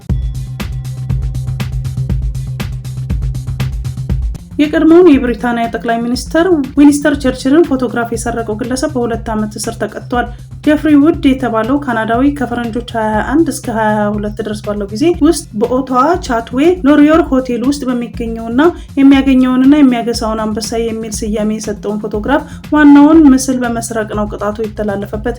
ግለሰቡም ፎቶውን በመስረቅ ተመሳሳዩን በነበረበት ስፍራ ላይ አዘጋጅቶ መስቀሉን በሰጠው የእምነት ክህደት ቃል ገልጿል። ፎቶግራፉ የሱፍ ካርሽ ተብሎ በሚጠራው ግለሰብ በ1941 የተነሳ ነው። በብሪታንያ የ5 ፓውንድ ኖት ላይ የሰፈረ ነው። ግለሰቡን በጣሊያን ጄኔዋ ለሚገኘው ግለሰብ ሊሸጥ ሲል መያዙን የኦታዋ ፖሊስ ጠቅሶ ገዢው ግለሰብ ፎቶግራፉን መሰረቁን እንደማያውቅ ገልጿል። ፎቶግራፉ ቸርችል ለካናዳ ፓርላማ ንግግር ካደረጉ በኋላ ምቾት በሌለው ሁኔታ ፊታቸውን ጨፍገግ አድርገው የተነሱት ነበር ተብሏል። ፎቶግራፉን የሰረቀው ግለሰቡ በወቅቱ ፎቶግራፉን በአእምሮ ጤና መቃወስ ሳቢያ ሕክምና ለሚያስፈልገው ወንድሙ ገንዘብ ለማግኘት ሲል እንደሰረቀ ለፖሊስ አስረድቷል። የዓለማችን ረጅሙን ተራራ ማውንት ኤቨረስትን መውጣትና በሰላም መመለስ የበርካታ ተራራ ወጪዎች ህልምና ምኞት ነው። ይህ ተራራ ለመውጣትና ጫፉን ለማየት ከሞከሩት የተወሰኑት እስከ ወዲያኛው ላይመለሱ አሸልበዋል። ጥቂቶቹ ደግሞ ተሳክቶላቸው ስማቸው በመዝገብ ላይ አስፍረዋል። ቬርፓ ካሜሬታ ወይም የኤቨረስቱ ሰው በመባል የሚታወቀው ኔፓላዊ ደግሞ የዓለማችን ረጅሙን ተራራ ለ31ኛ ጊዜ በመውጣት የራሱን ክብረ ወሰን አሻሽሏል። የ55 ዓመቱ ጎልማሳ የህንድ ወታደራዊ ባለስልጣናትን እየመራ የተራራው ጫፍ ላይ 8849 ሜትር በመድረስ ክብረ ወሰኑን አሻሽሎታል ነው የተባለው። ይህን ተከትሎም ተራራውን ብዙ ጊዜ በመውጣት የያዘውን ክብረ ወሰን ያሻሻለ ሲሆን የኤቨረስት ተራራ ዓለም አቀፍ ምልክት የሚል ስያሜ አግኝቷል። እጅግ አስቸጋሪውና በረዷማውን የተራራ ጫፍ ላይ በፈረንጆች 1994 መውጣት የጀመረው ካሜሬታ በ2023 እና በ2024 ይህንን ተራራ በአንድ ዓመት 2 ጊዜ በመውጣትም ይታወቃል። ሌላኛው ኔፓላዊ ተራራውን ጫፍ 29 ጊዜ በመርገጥ ከእሱ ቀጥሎ ባለ ክብረ ወሰን ነው። ከቅርብ ጊዜ ወዲህ ይህንን ተራራ ለመውጣት የሚያመላክቱ ሰዎች ቁጥር እየጨመረ ሲሆን በዘንድሮ ዓመት እስካሁን 500 ሰዎች ተራራውን ሙሉ በሙሉ አሊያም በከፊል ወጥተው መመለሳቸውን የሀገሪቱ ጋዜጣ አስነብቧል። ተራራውን ለመውጣት የሚያመላክቱ ሰዎች ቁጥር መብዛቱን ተከትሎ የኔፓል መንግስት ተራራ ወጪዎችን የሚይዟቸውን ቁሳቁሶች ጨምሮ ምን አይነት ጽዳጅን አስወጋጅ በመያዝ ተራራውን መግቢያ ላይ አምጥተው እንዲያስወግዱ የሚያደርግ መስፈርት አውጥተዋል። ይህ ማለት ተራራው ላይ ምንም አይነት የመጸዳጃ ቤት ቅሪት እንዳይኖር የሚከለክል ሲሆን ይህንን ያደረገ ተጓዥ ዝርዝሩ ባይገለጽም ቅጣት ይጠብቀዋል። የቀድሞው የሀገሪቱ ፕሬዝዳንት ኮሎኔል መንግስቱ ኃይለማርያም በስልጣን ዘመናቸው በመሰረተ ትምህርት ዘመቻን ተግባራዊ ለማድረግ ላበረከቱት አስተዋጽኦ ኢትዮጵያን ሶሳይቲ ፓርትነርሺፕ የተባለ ድርጅት ሽልማት እንዳበረከተላቸው ተሰምቷል። ጋዜጠኛው ደራሲ ገነት አየለ ሽልማቱን ሐራሬ ዚምባብዌ በሚገኘው መኖሪያ ቤታቸው ተገኝቼ ያስረክቤያቸዋለሁ ብላለች። በማህበራዊ ትስስር ገጿን ባሰፈረችው መረጃ ኮሎኔል መንግስቱ ኃይለማርያም ሽልማቱን ሲበረከትላቸው ባደረጉት ንግግር መሀይምነትን ከሀገራችን ለማጥፋት የተደረገው ጥረት እሳቸው ወደ ስልጣን ከመምጣታቸው በፊት በንጉሱ ዘመን የፊደል ሰራዊት በሚል ለጎልማሶች ትምህርት ይሰጥ እንደነበር አስታውሰው የመሰረተ ትምህርት ዘመቻ በተጀመረ ጊዜ በመላው ሀገሪቱ በርካታ ሰዎች ተሰማርተው በሰሩት ስራ አመርቂ ውጤት የተገኘበት መሆኑን ገልጸዋል። የመሰረተ ትምህርት ዘመቻ በወቅቱ የነበሩ አብዮታውያን ጓዶች፣ ተማሪዎች፣ አስተማሪዎች፣ በጎ ፈቃደኞችና መላው ህብረተሰብ በንቃት የተሳተፉበት ስለሆነ ሽልማቱ የኔ ብቻ ሳይሆን የእነሱም ነውና ክብርና ምስጋና እነሱም ይውሰዱ ብለዋል። አክለውም በዚያን ጊዜ መሀይምነትን ለማጥፋት የሰራውን መልካም ስራ አስታውሰው እውቅና ለሰጡት ሁሉ ከፍ ያለ ምስጋና ያቀርባሉ ሲሉ ተናግረዋል። በዚሁ ስነ ስርዓት ላይ የተገኘችው ልጃቸው ዶክተር ትዕግስት መንግስቱ ለትምህርት ያለን ጥማትና ፍላጎት ያኔ ገና በወጣትነት የተገለጠው የመጀመሪያ ልጅ ትምህርት ብለህ ስትሰይማት ነው። መማር አሁንም መማር የሚለውን መፈክር የሁላችንም ትዝታ ነው። ትምህርት ለሁሉም እንዲዳረስ ያደረግከውን ጥረት በዚያ ተጠቃሚ የነበሩ ብቻ ሳይሆኑ ከመላው የኢትዮጵያ ሕዝብ ጋራ እኛም ቤተሰቦችህ እናደንቃለን ስትል አባቷን አወድሳለች።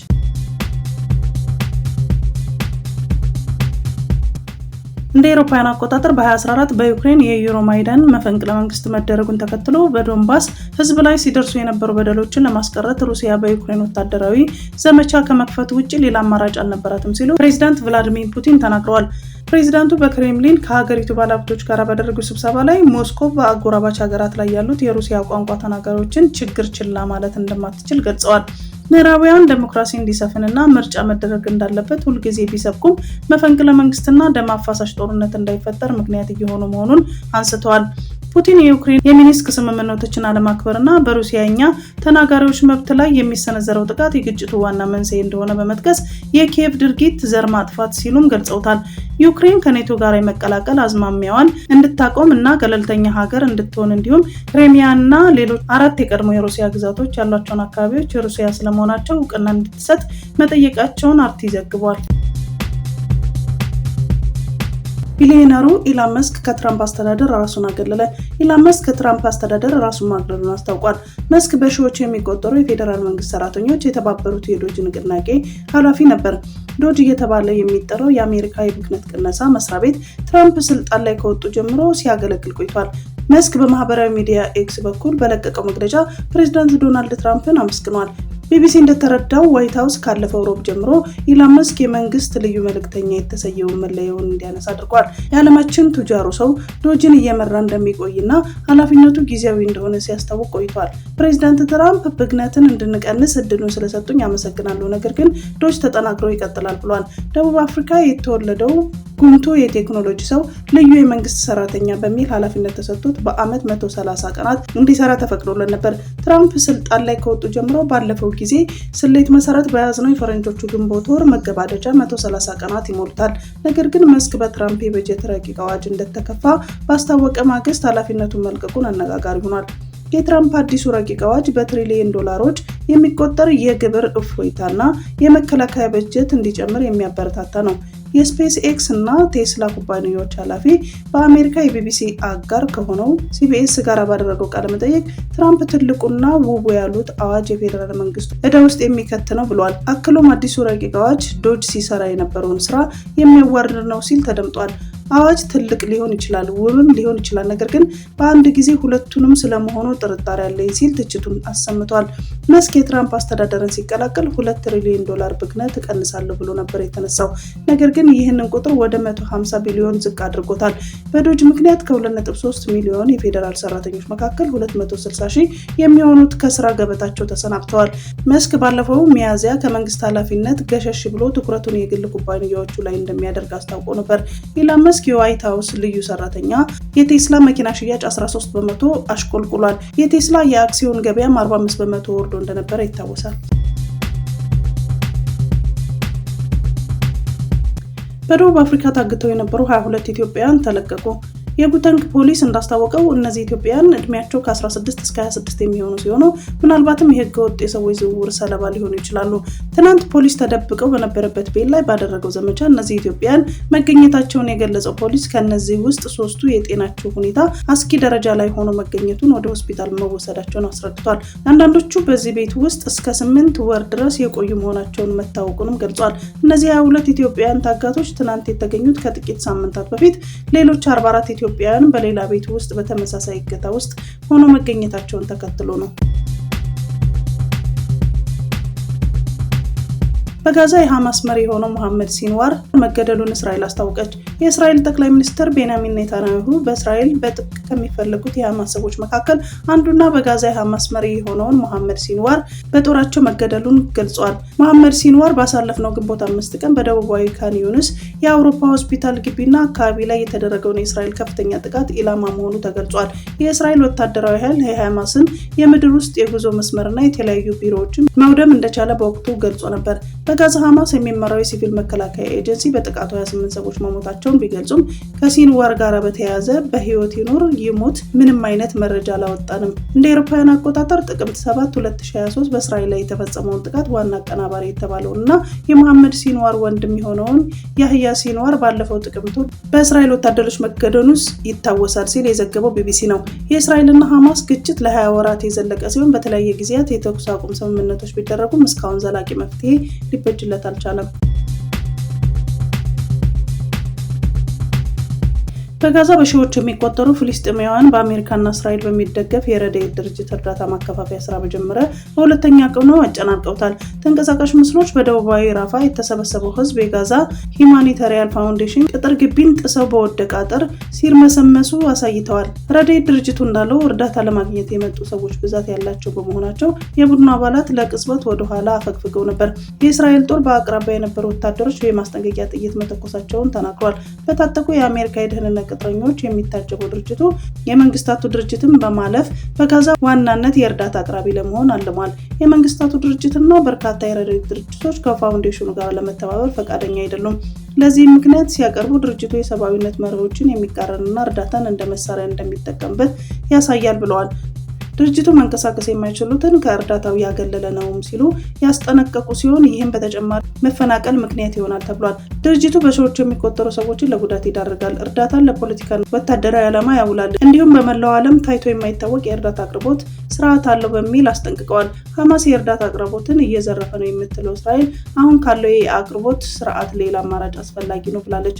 ምንም እንኳን ሐማስ ዝርፊያውን ቢያስተባብልም ጋዛ ሂውማኒቴሪያን ፋውንዴሽን ሰኞ ዕለት በጋዛ ስራ መጀመሩን ያሳወቀ ሲሆን በማሰራጫ ጣቢያው ለፍልስጤማውያን እርዳታ እያደረስኩ ነው ብሏል።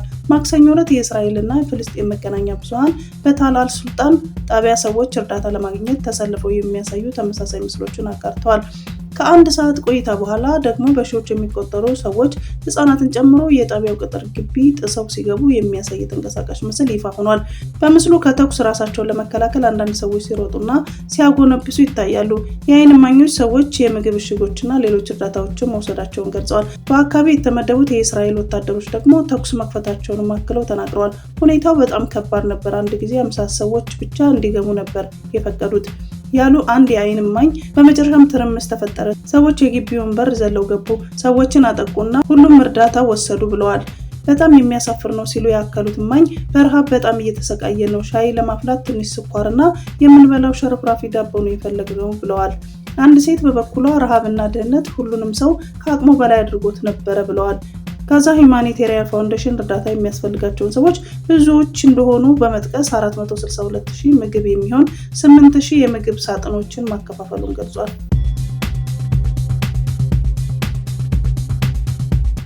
በእስራኤል በማንጀራት መቼ የተመቱት ኤርትራውያን አዛውንት ህይወታቸው አለፈ። ማንጀራት መቼው ራሱ ኤርትራዊ ነው ተብሏል። ዛሬ ማክሰኞ በቴል አቪቭ በሚገኘው ሃቲክቫ ሰፈር በተፈጸመ የማንጀራት መቼ ጥቃት አንድ የ71 ዓመት ኤርትራዊ አዛውንት ህይወታቸው አልፏል። እኚህ ኤርትራዊ በደረሰባቸው ጥቃት ተጎድተው ወደ ሆስፒታል ሄደው የነበረ ቢሆንም ሊድኑ ግን አልቻሉም። የሆስፒታሉ ሪፖርት እንደሚለው አዛውንቱ በድንጋይ ፊታቸው ላይ ከፍተኛ ጉዳት ደርሶባቸው ነበር። ፖሊሱ በበኩሉ ድርጊቱን የፈጸመው ተጠርጣሪ አዛውንቱን በድንጋይ ከመታቸው በኋላ ሞባይል ስልካቸውን ቀምቶ መሄዱን ገልጿል። ተጠርጣሪው የ40 ዓመቱ ኤርትራዊ ከአካባቢው ለመሰወር ሞክሮ የነበር ቢሆንም ከጥቂት ሰዓታት በኋላ በቁጥጥር ስር መዋሉን የቴል አቪቭ ከተማ ፖሊስ ማስታወቁን ታይምስ ኦፍ እስራኤል ዘግቧል።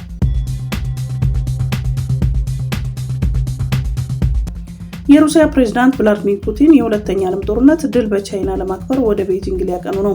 ቻይና ጃፓን እጅ የሰጠችበት መስከረም ወርን ከሌሎች አሸናፊ ሀገራት በተለየ ድል ቀን አድርጋ ታስበዋለች። ፕሬዝዳንት ፑቲን በ1945 ሁለተኛ ዓለም ጦርነት የተጠናቀቀበትን 80ኛ ዓመት የድል በዓል ከሺ ጂንፒንግ ጋር በድጋሚ ቻይና ላይ ያከብራሉ።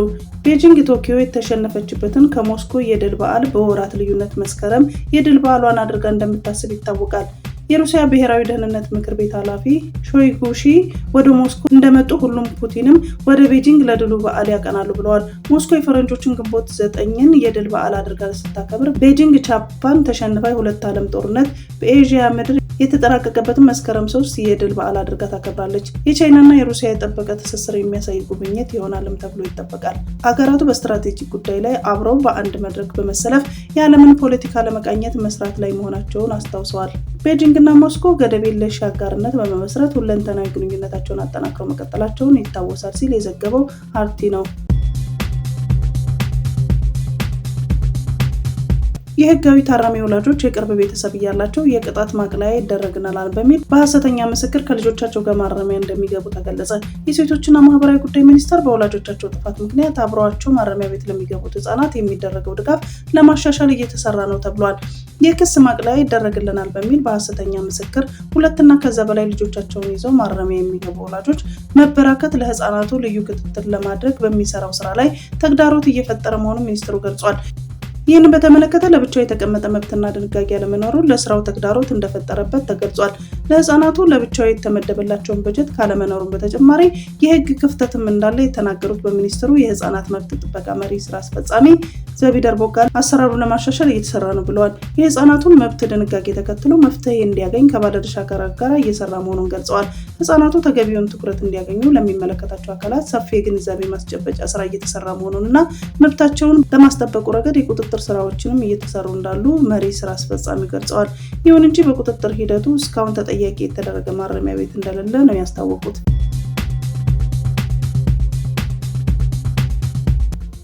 ከ800 በላይ ጠበቆችና ዳኞች የዩናይትድ ኪንግደምን በእስራኤል ላይ ማዕቀብ እንድትጥል ጥሪ ያቀረቡ።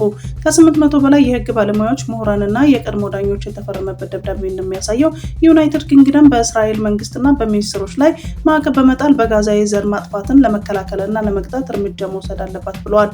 ሰኞ ዕለት ለጠቅላይ ሚኒስትር ኬር ስታርመር የላኩት ግልጽ ደብዳቤ የብሪታንያ መንግስት እስራኤል እየፈጸመች ያለችውን ከባድ የዓለም አቀፍ ህግ ጥሰቶችን ለማስቆም ተጨባጭ እርምጃ እንዲወስድ ጠይቀዋል። በጋዛ የዘር ማጥፋት ወንጀል እየተፈጸመ ነው ወይንም ቢያንስ የዘር ማጥፋት ከፍተኛ አደጋ አለ ሲል ደብዳቤው ገልጿል። የጦር ወንጀሎች፣ በሰው ልጆች ላይ የሚፈጸሙ ወንጀሎችና ከባድ የዓለም አቀፍ የሰብአዊ ህግ ጥሰቶችንም እየተፈጸሙ መሆኑን ደብዳቤው አትቷል። በጋዛ የፍልስጤም ህዝብ ላይ የሚደርሰውን ውድመት ለመከላከል አስቸኳይና ወሳኝ እርምጃ ስለሚፈልግ ስታርመር አፋጣኝ ምላሽ እንዲሰጡ አሳስቧል። በደብዳቤው የእስራኤል ገንዘብ ሚኒስትር ቤዛሌል ስሞትሪች የቅርብ ጊዜ አስተያየቶችን በመጥቀስ እስራኤል የጋዛ ሰርጥ ግዛት በሙሉ ለመቆጣጠርና ለማጽዳትና ሐማስ እስኪጠፋ ድረስ ለመቆየት ያላቸው ፍላጎት ገልጸዋል። የቀድሞ ጠቅላይ ፍርድ ቤትና የይግባኝ ሰሚ ፍርድ ቤት ዳኞችን ጨምሮ በከፍተኛ የህግ ባለሙያዎች የተፈረመበት ደብዳቤ የእንግሊዝ፣ የፈረንሳይና የካናዳ መሪዎች በቅርቡ የሰጡት መግለጫ በጋዛ ላይ እየደረሰ ያለውን ስቃይ የማይታገስ መሆኑን በመጥቀስ መንግስታት እርምጃ ለመውሰድ መዘጋጀታቸውንም የሚጠቁሙ መሆኑን አመላክቷል። በቀጠለው የእስራኤል ጥቃት በጋዛ ሰርጥ የሚገኙ ሆስፒታሎች ባለፉት 24 ሰዓት ውስጥ ቢያንስ 79 ሰዎች ሲገደሉ 163 ያህሉ ደግሞ ቆስለዋል። አሃዙ ጦርነቱ ከጀመረበት ጊዜ አንስቶ የተገደሉ ሰዎች ቁጥር ወደ 54056 ያደረሰው ሲሆን 123129 ሰዎች ቆስለዋል። አሁንም በርከት ያሉ ተጎጂዎች በፍርስራሹ ውስጥ እና በጎዳናዎች ላይ ይገኛሉ። ለእነዚህ ተጎጂዎች የአምቡላንስ እና የሲቪል መከላከያ ሰራተኞች ሊደርሱላቸው አልቻሉም።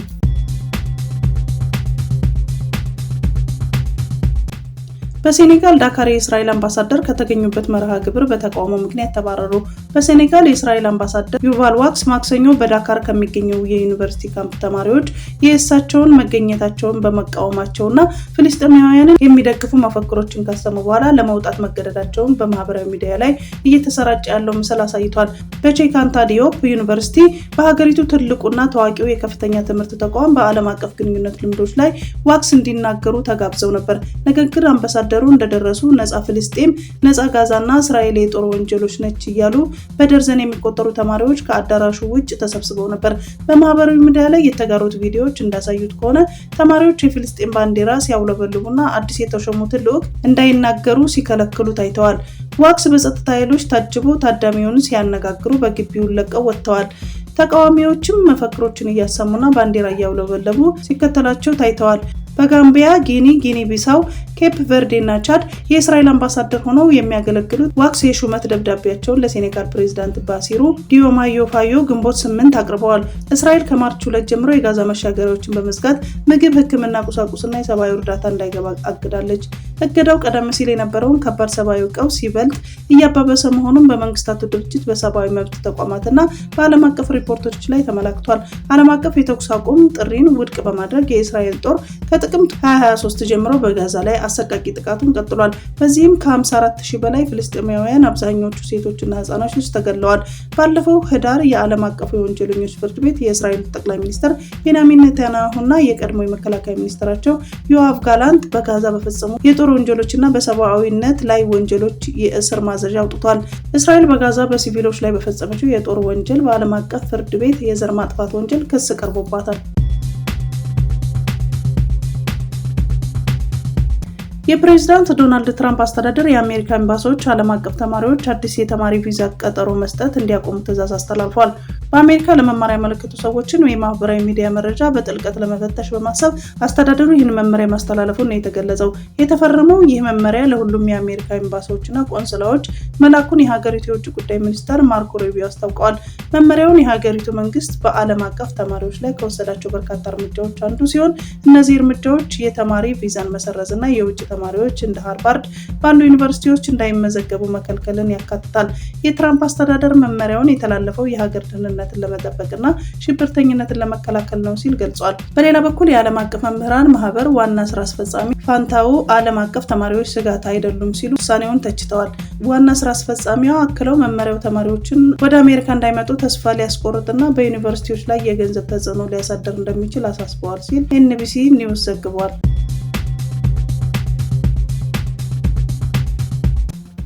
የኢሎን መስክ የህዋ ቴክኖሎጂ ኩባንያ የሆነው ስፔስ ኤክስ የሰው ልጅ ወደ ማርስ የመውሰድ ምርምር አካል የሆነችው ስታርሺፕ ሮኬት ለሙከራ በመጥቀም ከ30 ደቂቃ የአየር ላይ ቆይታ በኋላ መበታተኗን ታውቋል። በስፔስ የሰው አልባ ሮኬት ላይ ተመሳሳይ አደጋ ሲያጋጥም አሁን ለሶስተኛ ጊዜ ነው። ከአሜሪካ ቴክሳስ የህዋ ማምጠቂያ ጣቢያ እንድትወነጨፍ ቢደረግም በነዳጅ ማከማቻዋ ላይ ያጋጠመው ፍሳሽ ለአደጋው ምክንያት መሆኑን ስፔስ ኤክስ አስታውቋል። ስፔስ ኤክስ በሰጠው መግለጫ ስታርሺፕ ቅጽበታዊና ያልተጠበቀ የመበታተን አደጋ አጋጥሟታል፣ መረጃዎችን በመገምገም ለቀጣዩ ሙከራ የምናደርግበትን ጥረት ይቀጥላል ሲል ሁኔታውን አስረድቷል። የአሜሪካን የፌዴራል አቪዬሽን አስተዳደር በበኩሉ በሰጠው መግለጫ ስፔስ ኤክስ ስታርሺፕ 9 ተልዕኮ ወቅት ችግር መከሰቱን አረጋግጦ በሮኬት ላይ ከደረሰው ጉዳት በተጨማሪ በሰውም ሆነ በንብረት ላይ የደረሰ አደጋ ለመኖሩን ገልጿል። የአሜሪካ የንግድ ፍርድ ቤት ዶናልድ ትራምፕ የጣሏቸውን ታሪፎች እንዳይተገብሩ አግዷል። የአሜሪካ የንግድ ፍርድ ቤት በውሳኔ ፕሬዝዳንቱ ለብቻቸው ሆነው እንደዚህ አይነት ውሳኔ መወሰን አይችሉም ብሏል። ፍርድ ቤቱ አክሎም የአሜሪካ ህገ መንግስት ለኮንግረሱ ከሌሎች ሀገራት ጋር የሚደረጉ የንግድ ግንኙነቶችን በተመለከተ ብቸኛው መብት ሰጥቷታል ያለ ሲሆን ፕሬዝዳንቱ ኢኮኖሚውን ለመጠበቅ በሚል ምክንያት ይህንን መብት መጋፋት የለባቸውም ብሏል። በተጨማሪም ፍርድ ቤቱ የትራምፕ አስተዳደር በቻይና፣ ሜክሲኮ እና ካናዳ ላይ የጣላቸውን ልዩ ታሪፎች አግዷል። ፍርድ ቤቱ በአሉሚኒየም እና ብረት ላይ የተጣሉ ታሪፎች በልዩ ህግ ይዳኛሉ በሚል ምንም ውሳኔ አልተሰጣቸውም። ፍርድ ቤቱ ትራምፕ የጣሏቸውን ታሪፎች ያልተለመዱና ብሔራዊ ደህንነትን ለመጠበቅ የሚጣሉ ናቸው ያለ ሲሆን የዋይት ሀውስ ቃል አቀባይ የአሜሪካን ንግድ ጉድለት ወደኋላ ያስቀረ የብሔራዊ ደህንነት ጉዳይ ነው ብለዋል። የንግድ ፍርድ ቤቱ ለትራምፕ አስተዳደር ታሪፎችን ለማቆም የሚያስችል የ10 ቀን ቀነ ገደብ ሰጥቷል። ዋይት ሀውስ ከውሳኔው በኋላ ባወጣው መግለጫ ቤቱታ እንዳስገባ በመግለጽ ያልተመረጡ ዳኞች ብሔራዊ ደህንነትን በተመለከተ እንዲምላሽ መስጠት እንዳለብን ሊነግሩን አይገባም ብለዋል። ትራምፕ ወደ ስልጣን ከመጡ በኋላ አሜሪካ ከሌሎች ሀገራት ጋር ያላትን የንግድ ሚዛን የተዛነፈ ነው በሚል ታሪፍ ሲጥሉ የቆዩ ሲሆን የተጣሉት ታሪፎች የ1.2 ትሪሊዮን ዶላር የአሜሪካን የንግድ ጉድለት ያስተካክላል ተብሎ ነበር። ቀጣይ ጉዳይ ወደ ከፍተኛው ፍርድ ቤት እንደሚሄድ ሲጠበቅ ትራምፕ ላሰቡት የኢኮኖሚ ፖሊሲ የፍርድ ቤቱ ውሳኔ ትልቅ ስጋት ይዞ መጥቷል። ዶክተር ሲዲ ኡልዱጣህ የአሜሪካ ልማት ባንክ ፕሬዝዳንት ሆነው ተመረጡ። የአሜሪካ ልማት ባንክ በሞሪታኒያ የፋይናንስ ሚኒስትር የሆኑት ዶክተር ሲዲ ኡልዱጣህን የባንኩ ፕሬዝዳንት አድርጎ መምረጡን ዛሬ ይፋ አድርጓል። አዲሱ ፕሬዝዳንት የተመረጡት የአፍሪካ ልማት ባንክ ግሩፕ ቀጠናዊና ከቀጠናው ውጭ አባል የሆኑ 81 ድምጽ ሰጪዎች ዛሬ በሰጡት ድምጽ መሆኑን ባንኩ አስታውቋል። ዶክተር ሲዲ ኡልዱጣህ እንደ አውሮፓውያን አቆጣጠር ከመስከረም 2025 ጀምሮ ለ5 ዓመታት የአፍሪካ ልማት ባንክ ፕሬዝዳንት በመሆን የሚያገለግሉ ይሆናሉ። አዲሱ ፕሬዝዳንት የስልጣን ዘመናቸውን እያጠናቀቁ ያሉት ናይጄሪያዊ ዶክተር አኪዩሚ አዴሲናን በመተካት ለ5 ዓመታት በፕሬዝዳንትነት የሚሰሩ ይሆናል። የአፍሪካ ህብረት ኮሚሽን ሊቀመንበር ሙሐመድ አሊ ዩሱፍ ለአዲሱ የአፍሪካ ልማት ባንክ ፕሬዝዳንት እንኳን ደስ አለዎት መልእክት አስተላልፈዋል። የቀድሞው የአረብ ባንክ የኢኮኖሚ ልማት በአፍሪካ ዳይሬክተር ጄኔራል የነበሩት አዲሱ ፕሬዝዳንት ያላቸው የካፒታል ልምድ የአፍሪካ ልማት ባንክን በብቃት መምራት እንደሚያስችላቸው ያላቸውን እምነት ገልጸዋል። አፍሪካ በ2063 የኢኮኖሚ ሽግግርና ለውጥ ለማምጣት ላሰበችው የለውጥ ጉዞ ስኬት ቁልፍ ሚና እንደሚኖራቸውም ነው ሙሐመድ አሊ ዩሱፍ ያስታወቁት። በምርጫው ላይ ከደቡብ አፍሪካ፣ ከሴኔጋል፣ ከዛምቢያ እንዲሁም ከቻድ የተወከሉት 4 እጩዎችን መፎካከራቸው ተጠቅሷል። በምርጫው ላይ ከደቡብ አፍሪካ፣ ከሴኔጋል፣ ከዛምቢያ እንዲሁም ከቻድ የተወከሉ 4 እጩዎችን መፎካከራቸው ተጠቅሷል። ባለፉት 2 ሳምንታት በአማራ ክልል ቢያንስ 32 የጭነት መኪናዎች መታገታቸው ተሰማ። የጣና የትራንስፖርት ማህበር ዋና ኃላፊ ሰጡ ብርሃኑ እንደገለጹት በክልሉ ውስጥ እየጨመረ በመጣው እገታ የተነሳ የከባድ መኪና አሽከርካሪዎች ለራሳቸው ሰዓት እላፊ አውጥተው እየተንቀሳቀሱ ነው። አብዛኛዎቹ ከቀኑ 10 ሰዓት በኋላ እንደማይጓዙ አስረድተዋል። እንዲሁም ወልዲያን ጨምሮ በወሎ በኩል የሚያደርጉትን ጉዞ እያቆሙ መሆናቸውን አስታውቀዋል። አቶ ሰጡ ሲናገሩ የከባድ መኪና አሽከርካሪዎች አሁን እንደ ቢሮ ሰራተኛ እየሆኑ ነው ካሉ በኋላ በመንገድ ላይ ከሚያሳልፉት ይልቅ በእረፍት ላይ የሚያጠፉት ጊዜ መብለጡን አስረድተዋል። በዚህ የተነሳ በርካታ መኪኖች የጫኑትን ሸቀጥ መድረስ ካለበት ጊዜ እየዘገየ እጥረት እንዲፈጠር መዳረጉንም አስታውቀዋል። እንዲሁም በክልሉ ውስጥ ያሉ ህገወጥ ኬላዎች ላይ የተጠየቀው ገንዘብ ለአሽከርካሪዎች ሌላ ፈተና መሆኑንም ጨምረው አስረድተዋል።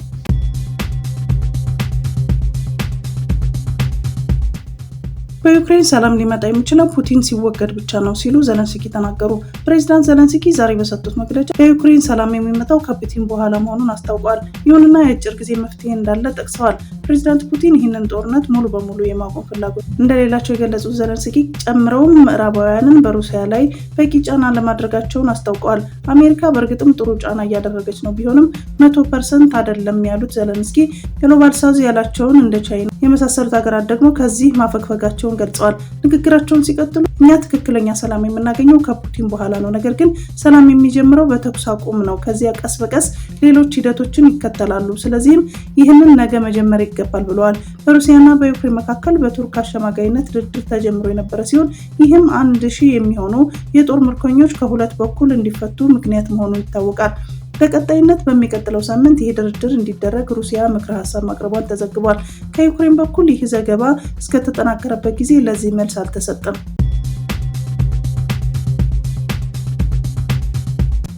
በሳውዲ አረቢያ በሚገኘው ናጅራ እስር ቤት የሚገኙ ኢትዮጵያውያን ላይ የተፈረደው የሞት ፍርድ በሚከበረው ኢድ አልአድሃ አረፋ በዓል በፊት ሊፈጸም ይችላል የሚል ስጋት ነግሷል። ይህ መረጃ ከእስረኞች ቤተሰቦች የወጣ ሲሆን ምን ያህል ተስፋ ቢስ ሁኔታ ውስጥ እንዳሉ የሚያሳይ ነው።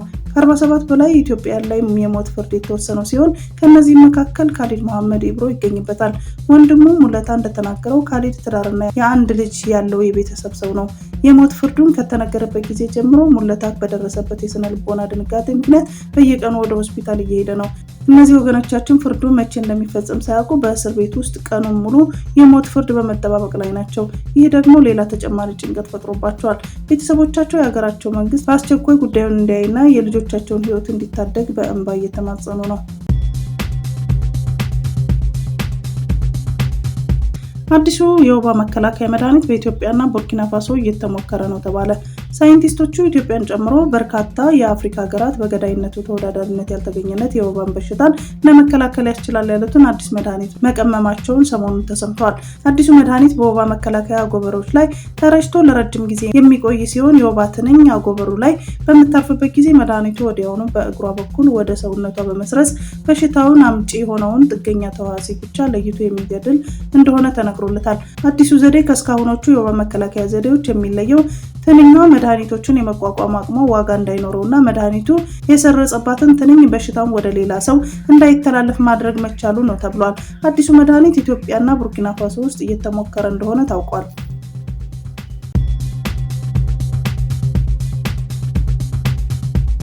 የቀድሞ የኢትዮጵያ መከላከያ ሰራዊት ጠቅላይ ኤታማዦር ሹም የነበሩት በጡረታ የተሰናበቱት ጄኔራል ሳሞራ የኑስ ዳግም ወደ መከላከያ ሰራዊት ተመልሰዋል። መከላከያ ውስጥ ኃላፊነት ተሰጥቷቸዋል። ከጄኔራል ዮሐንስ ገብረ መስቀል በመሆን አፋር የሚገኘውን ጣቢያ አስተባባሪ ሆነው ተመድበዋል የሚሉ መረጃ በማህበራዊ ሚዲያ ላይ ሲሰራጭ ነበር። በሌላ በኩል ደግሞ በጤናቸው ጋር በተያያዘው ምንጫቸው ያልታወቀና ያልተረጋገጡ መረጃዎች ሲሰራጩ ነበር። ቲክቫህ ኢትዮጵያ ጄኔራሉን አግኝቶ አነጋግሯቸዋል። ጄኔራሉ ሳሞራ የኑስ የተወረወረ ነጭ ውሸት እና የሶሻል ሚዲያ ተከታይ ቁጥር ለማብዛት የተፈበረከ ነው ብለዋል። በመከላከያ የተሰጠኝ ኃላፊነት የለም፣ ትግራይ ላይ የእርስ በርስ ጦርነት እንዳይፈጠር እንጂ እንዲፈጠር የሚሰራ ሞራል የለኝም ሲሉ ለቲክቫህ ኢትዮጵያ ተናግረዋል። ጄኔራሉ የጤና ሁኔታቸውን በተመለከተ ጤናዬ ሙሉ ነው፣ ለማረጋገጥ ከተፈለገ ሁሌ ስፖርት በማዘወትርበት ቦታ አዲስ አበባ መጥቶ ማረጋገጥ ይቻላል ሲሉ ገልጸዋል። ወደ ደቡባዊ ትግራይ በኃይል መግባት ቀይ መስመር ነው ሲሉ የደቡብ ትግራይ ዞን ዋና አስተዳዳሪ ሀፍቱ ኪሮስ ተናገሩ። በቅርቡ በደቡባዊ ትግራይ ዞን በሚገኙ ከተሞች የተቃውሞ ሰልፎች መከናወናቸው ይታወሳል። ለዚህ ደግሞ ምክንያቱን የህወሓት ሊቀመንበር የሆኑት ዶክተር ደብረጽዮን ገብረ ሚካኤል በዚህ አካባቢ ያሉ አመራሮችን እንደሚቀያየሩ መግለጻቸውን ነበር። በአቶ ጌታቸው ረዳ የሚመራው የትግራይ ክልል ጊዜያዊ አስተዳደር ከስልጣን ከተነሳ በኋላ የእነ ዶክተር ደብረጽዮን ቡድን በትግራይ የተለያዩ አካባቢዎች የአመራር ለውጥ ማድረጉ ይታወቃል። ይሁን እንጂ የደቡባዊ ትግራይ ዞን እስካሁን የአመራር ለውጥ አላደረገም። ህዝባዊ ተቃውሞችን መነሳታቸውን ተከትሎ ጉዳዩን በእንጥልጥል ላይ የሚገኝ ሲሆን የዞኑ ዋና አስተዳዳሪ አቶ ሀፍቱ ኪሮስ አሁን ስላለው ሁኔታ ከቢቢሲ ትግረኛ ቃለ ምልልስ ጋር አድርገዋል። በዞኑ የተደረገው ተቃውሞ በትግራይ ላይ ያለው ፖለቲካ አሁን የደረሰበት ሁኔታ ያሳያል ያሉት አቶ ሀፍቱ ጉዳዩ አደገኛ ደረጃ ላይ እንደሚገኝ አስታውቀዋል። በህወሓት ውስጥ ያለውን አንደኛው አንጃ ሁሉንም በክልሉ ውስጥ የሚገኝ አካባቢና ተቋማት ለመቆጣጠር ማቀዱን ህዝቡ ለተቃውሞ አደባባይ እንዳወጣውም አስረድተዋል። በቅርቡ አዲስ የጊዜያዊ አስተዳደር ፕሬዝዳንት ሌተናል ጄኔራል ታደሰ ወረደ ወደ አካባቢ መሄዳቸውን በተመለከተ የጠየቁት ዋና አስተዳዳሪው ሲመልሱ ፕሬዝዳንት ለ5 ቀናት ደቡባዊ ትግራይ ዞንን መጎብኘታቸውን ጠቅሰዋል። በቆይታቸውም የህዝቡ ቅሬታ ማስረዳታቸውንና መፍትሄ ያሉትንም ማቅረባቸው ገልጸው ችግሩ ፖለቲካዊ መሆኑን ፖለቲካዊ መፍትሄ እንደሚያስፈልገው አስታውቀዋል። የዶክተር ደብረጽዮን ቡድን ደቡባዊ ትግራይ በኃይል ለመቆጣጠር የሚሞክር ከሆነ ምላሻችሁ ምን ይሆናል የሚል ጥያቄ ቀረበላቸው። አቶ ሀፍቱ ሲመልሱም እኛ ጠንካራ ህዝብ ብንሆንም ጦረኛ አይደለንም። እነሱ በኃይል ለመቆጣጠር ከመጡ የሚጎዱት ህዝባችንን ነው፣ የሚያጠፉትም ትግራይን ነው። ከነሱ በኃይል ደቡባዊ ትግራይ ሊገቡ ይችሉ ነበር፣ ነገር ግን ህዝቡን ማስተዳደር አይችሉም ካሉ በኋላ ይህ አይነቱ ሀሳብ ቀይ መስመር መሆኑን ገልጸዋል። ካርቱምን መልሶ ለመገንባት ቢያንስ $300 ቢሊዮን እንደሚያስፈልግ ተገለጸ። ከ2 ዓመታት በላይ የዘለቀው የሱዳን ጦርነት በመሰረተ ልማቶች ላይ ከፍተኛ ጉዳት ያስከተለ መሆኑን ሮይተርስ ዘግቧል። እንደ ዘገባው ድልድዮቹ ተሰብረዋል፣ የኤሌክትሪክ መስመሮች ተቋርጠዋል፣ እንዲሁም ሆስፒታሎች ተዘርፈዋል። የመጠጥ ውሃም ብዙ ቦታዎች ቀርቷል። የካርቱም ነዋሪዎች ለዜና አውታሩ ሲናገሩ መብራት ከጠፋ ሳምንት ያለፋቸው ከመሆኑ በላይ የቧንቧ ውሃ የተቋረጠ ሲሆን ከሆስፒታሎች ረጅም ሰልፍ እንዲታይ ገልጸዋል። የ56 ዓመቱ ታሪክ አህመድ ሲናገሩ ካርቱም አሁን ለኑሮ ምቹ አይደለችም። አሁን ከተማዋን የጦር ኃይሉ ቢቆጣጠርም እንኳን ህይወታችንና ሀገራችን ወድሟል ሲሉ በተስፋ መቁረጥ መንፈስ ገልጸውታል። በካርቱም ብቻ ባለፈው ሳምንት ከ2000 በላይ ሰዎች በኮሌራ መያዛቸውና 172 ያህሉ መሞታቸውን ችግሩን የሚያሳይ መሆኑን የጠቀሰው ዘገባው የሱዳን ባለስልጣናት ካርቱምን መልሶ ለመገንባት ቢያንስ $300 ሚሊዮን እንደሚያስፈልግ ማስታወቃቸውን አስረድተዋል። ባለስልጣናቱ እንዳለው ቀሪው የሱዳን ክፍል መልሶ ለመገንባት ደግሞ ከ$700 ሚሊዮን በላይ ያስፈልጋል። ይሁንና የተባበሩት መንግስታት ድርጅት ግን በዚህ ቁጥር አይስማማም። ሀገሪቱን መልሶ ለመገንባት የሚያስፈልገው ገንዘብ መጠን እየገመገመ መሆኑን የገለጸው ተመድ ምናልባትም በሱዳን ባለስልጣን ከተገለጸ የበለጠ እንደሚያስፈልግ ግምቱ አስቀምጧል።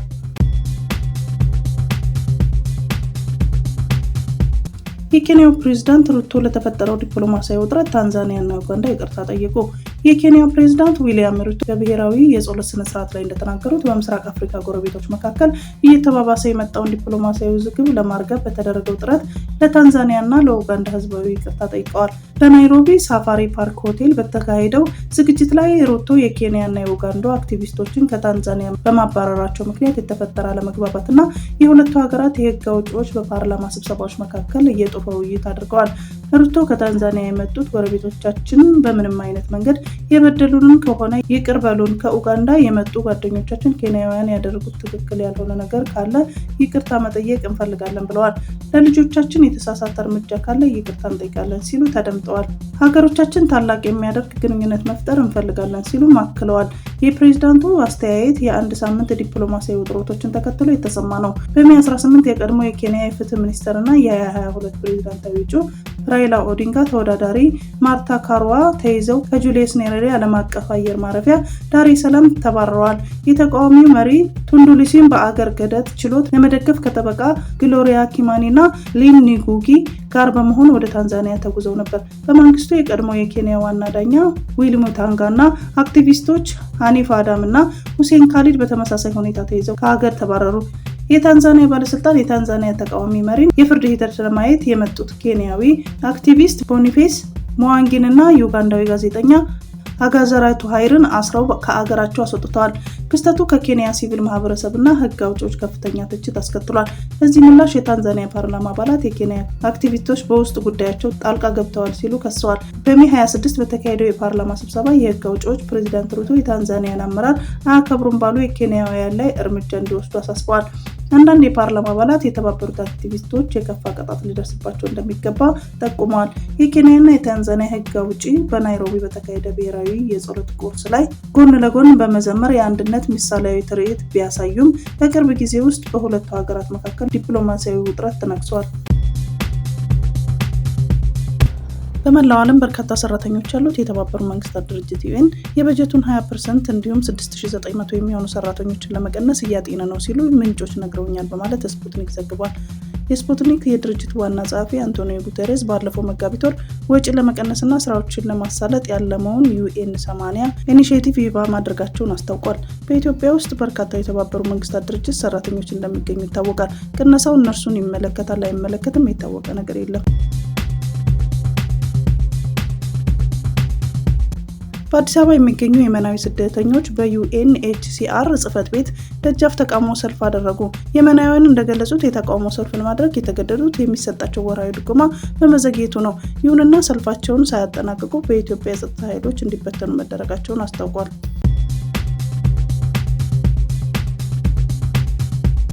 በሲልቨር ስፕሪንግ አንድ ኢትዮጵያዊ $1 ሚሊዮን ሎተሪ ደረሰው። ይህን ኢትዮጵያዊ የሜሪላንድ ነዋሪ ሲሆን ባለ ዕድል ያደረገው ሎተሪ ደግሞ ጎልድረሽ 777 የሚባለው ነው። ስሙ እንዳይገለጽ የፈለገው ይህ ኢትዮጵያዊ ትላንት ከወንድሙ ጋር በመሆን ወደ ሜሪላንድ ሎተሪ አስተዳደር በመሄድ አሸናፊነቱን አሳውቋል። ግለሰቡ ኢትዮጵያዊ ቢሆንም የአሜሪካ ዜግነት ያለው ነው። ከ2017 ጀምሮ ይህንን ሎተሪ መቁረጥ እንደጀመረ የገለጸ ሲሆን ኢትዮጵያ ውስጥ እያለ የተለያዩ ጨዋታዎች ላይ ይሳተፍ እንደነበር አስረድቷል። ግለሰቡ በቅርቡ ከባለቤቱ ጋር አዲስ ቤት የገዛ መሆኑን ገልጾ በሕይወቱ አስቦት የማያውቅ ገንዘብ እንዳስገኘለት መናገሩን ኖቲንግሃም ኤምዲ ዘግቧል። የኢትዮጵያ ኢኮኖሚ በ7 በመቶ ያድጋል ተብሎ ይጠበቃል። የአፍሪካ ልማት ባንክ ባወጣው ሪፖርት በተያያዘው የአውሮፓ ዓመት የኢትዮጵያ ኢኮኖሚ በ7 በመቶ እንደሚያድግ የሚጠበቅ መሆኑን አስታውቋል። ይህ እድገት ለሀገሪቱ የድህነት ቅነሳና የመዋቅራዊ ሽግግር ሂደት ወሳኝ ምዕራፍ እንደሆነ ባንኩ ገልጿል። ከኢትዮጵያ በተጨማሪ በዚህ ዓመት ኢኮኖሚያቸው በ7 በመቶ ያድጋል ተብሎ ከሚጠበቁ የአፍሪካ ሀገራት መካከል ሴኔጋል፣ ሩዋንዳ እና ኒጀር ይገኙበታል። ሪፖርቱ የምስራቅ አፍሪካ ቀጠና በ5.9 በመቶ እድገት ከሀገሪቱ ቀዳሚ ስፍራ እንደሚይዝ አመላክቷል። ይህም የሚሆነው ኢትዮጵያ፣ ሩዋንዳ እና ታንዛኒያ ከፍተኛ የኢኮኖሚ እድገት ያስመዘግባሉ ተብሎ ስለሚጠበቅ እንደሆነ የአፍሪካ ልማት ባንክ አክሎ ገልጿል።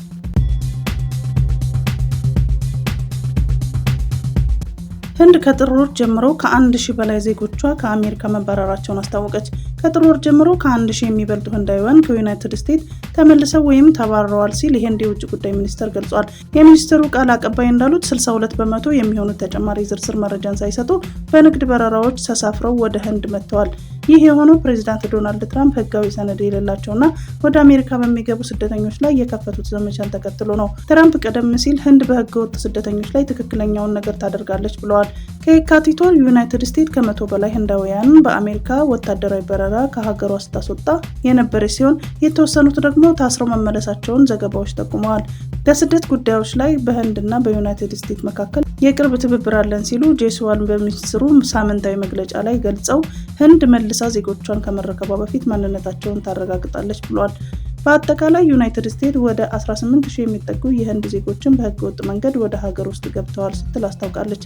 ከዚህ ወር መጀመሪያ ላይ በህንድ የሚገኙ የአሜሪካ ኤምባሲ በአሜሪካን ከተፈቀደላቸው ጊዜ በላይ መቆየት በህጋዊ መንገድ የገቡ ሲሆን እንኳን ደግሞ ወደ ዩናይትድ ስቴትስ እንዳይገቡ ቋሚ እገዳ ሊያስከትል እንደሚችል ማስጠንቀቂያ ሰጥቷል። ጃይስዋል በዩናይትድ ስቴትስ ዩኒቨርሲቲዎች ለመመዝገብ ያቀዱ የህንድ ተማሪዎች ላይ ተጽዕኖ ስለሚያሳድረው የትራምፕ አስተዳደር የተሻሻለውን የተማሪ ቪዛ ፖሊሲም ንግግር አድርገዋል። የዩናይትድ ስቴትስ መንግስት የማህበራዊ ሚዲያ ተግባራቶችን የማጣራት ሂደት ለማስፋፋት በማሰብ ለውጭ ሀገር ተማሪዎች አዲስ የቪዛ ቃለመጠይቆችን መርሃ ግብር ማቆሙን አስታውቋል። ቪዛ መስጠት ሉዓላዊ ተግባር መሆኑን ብንገነዘብም የህንድ ተማሪዎች ማመልከቻ በጥቅም ላይ እንደሚውልና የአካዳሚክ ፕሮግራሞቻቸውን በሰዓቱ መቀላቀል እንደሚችሉ ተስፋ እናደርጋለን ሲሉ ጄስዋል ተናግረዋል። በ2023 እና በ2024 330,000 ህንዳውያን ተማሪዎች ለትምህርት ወደ አሜሪካ ማቅናታቸውን ሚኒስትሩ ጄስዋል ተናግረዋል። ይህም ህንድን በሀገሪቱ ካሉት የዓለም አቀፍ ተማሪዎች ትልቁን ያደርጋታል።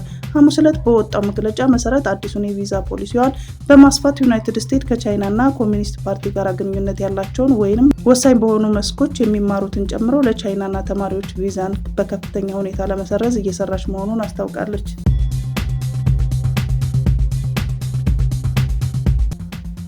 በማዕከላዊ ናይጄሪያ በኒጀር ግዛት ልዩ ቦታው ማክዋ እየተባለ በሚጠራው አካባቢ በደረሰ የጎርፍ አደጋ እስካሁን የ88 ሰዎች ህይወት ማለፉ ተገልጿል። እንደ ስፑትኒክ አፍሪካ ዘገባ በአደጋው ከ50 በላይ የሚሆኑ ቤቶች በጎርፍ የተወሰዱ ሲሆኑ የአካባቢ ባለስልጣናት ቁጥሩ ከዚህ ሊጨምር እንደሚችልም ተናግረዋል። በናይጄሪያ የዝናባማ ወራት ገና እየጀመረ በመሆኑና በአየር ንብረት ለውጥ ምክንያት መሰል አደጋዎች ሊከሰቱ ስለሚችሉ ዜጎች ራሳቸውን እንዲጠብቁ የአየር ንብረት ባለሙያዎች አስጠንቅቀዋል። እስራኤል በኃይል በያዘችው የፊልስጤሟ ግዛት ዌስት ባንክ በ10 ዓመታት ውስጥ ታላቅ የተባለውን ስፍራ እያስፋፋች መሆኑን አስታወቀች። የእስራኤል ሚኒስትሮች 22 አዳዲስ የአይሁድ ስፍራዎች እንዲመሰረቱ አጽድቀናል ብለዋል። ከባለስልጣናቱ ፈቃድ ውጭ ከዚህ ቀደም የተገነቡ ሰፈሮች በእስራኤል ሕግ መሰረት ሕጋዊ ይሆናሉ። ሌሎች ስፍራዎች ግን አዲስ እንደሚሆኑ የእስራኤል መከላከያ ሚኒስትር እስራኤል ካትስ እና የፋይናንስ ሚኒስትር ቤዛሌል ስሞትሪች ገልጸዋል። ሰፈራ በዓለም አቀፍ ሕግ መሰረት ሕገ ወጥ ቢሆንም እስራኤል ይህንን ባለመቀበል በኃይል በያዘችው የፊልስጤማ ዌስት ባንክ አይሁዳውያንን እያሰፈረች ትገኛለች።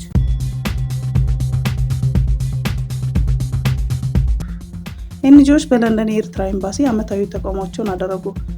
ክርስቲያን ሶሊዳሪቲ፣ ወርልድ ዋይድ ቸርች ኢን ቼስ፣ የዩናይትድ ኪንግደም የኤርትራ ኦርቶዶክስ ቤተክርስቲያን፣ ሂውማን ራይትስ ኮንሰርን እና ሪሊዝ ኤርትራ የተባሉ ድርጅቶችን በለንደን በሚገኘው የኤርትራ ኤምባሲ ተቃውሞ አደረጉ። ይህ ተቃውሞ ሰልፍ እንደ አውሮፓውያን አቆጣጠር ከ2003 ጀምሮ የሚከናወን ሲሆን በ2020 እስከ 2023 በኮቪድ ምክንያት ተቃውሞ የተደረገው በኦንላይን ነበር። በዘንድሮ ተቃውሞ ላይ የሪሊዝ ኤርትራ ዳይሬክተር ዶክተር ብርሃኔ አስመላሽ ባደረጉት ንግግር በያዝነው ዓመት ብቻ ከ200 በላይ ክርስቲያኖች በኤርትራ መንግስት መታሰራቸውን አስታውቋል። ይህም የኤርትራ መንግስት በዚያው በሚገኙ ክርስቲያኖች ላይ በሚያደርገው ዘመቻ እንደቀጠለ የሚያሳይ መሆኑን ገልጸዋል። በተቃውሞ ላይ የኤርትራ መንግስት ያሰራቸውን ክርስቲያኖች በአስቸኳይ እንዲለቅ የሚጠይቁ መልእክቶችንም ተላልፈዋል። ህወሓት ባወጣው መግለጫ የኢትዮጵያ መንግስት ከዚህ ኃላፊነት የጎደለውና ከፕሪቶሪያል ስምምነት ውጭ የሆነ ድርጊቱ ወጥቶ የተፈናቀሉ ወገኖቻችንን 5ኛውን ክረምት በአስከፊ ሁኔታ እንዳያሳልፉ ግዳጁን ሊወጣ ይገባል። የተፈናቃዮቹ ሁኔታ በአምባሳደሯ በተደራዳሪና በመላው ዓለም አቀፉ ማህበረሰብ በኩል የተከታተለችው አሜሪካ የተፈናቀሉ ወገኖች ላይ እያደረሰ ያለውን ጊዜ የማይሽረውን ቀውስ ተረድታ የድርሻዋን እንድትወጣ በድጋሚ እንጠይቃለን። ኢትዮጵያ መንግስት የፕሪቶሪያል ስምምነት ተግባራዊ ከማድረግና አስተማማኝ ሰላምን የሚያጎለብቱ እርምጃዎችን ከመውሰድ ይልቅ ሰላም ፈላጊ ህዝባችን ላይ ተጨማሪ ስጋት እየፈጠረ ነው። የትግራይ ህዝብና ፓርቲያችን ህወሓት በወራሪዎች ስር ያለውን ህዝባችንን ነጻ እንዲወጣ፣ የተፈናቀሉ ወገኖቻችንን ወደ ቀያቸው እንዲመለሱና የትግራይ ሉዓላዊ ግዛት እንዲከበር የተደረሰው የፕሪቶሪያል ስምምነት ተግባራዊ እንዲሆን እየጠየቀ ነው።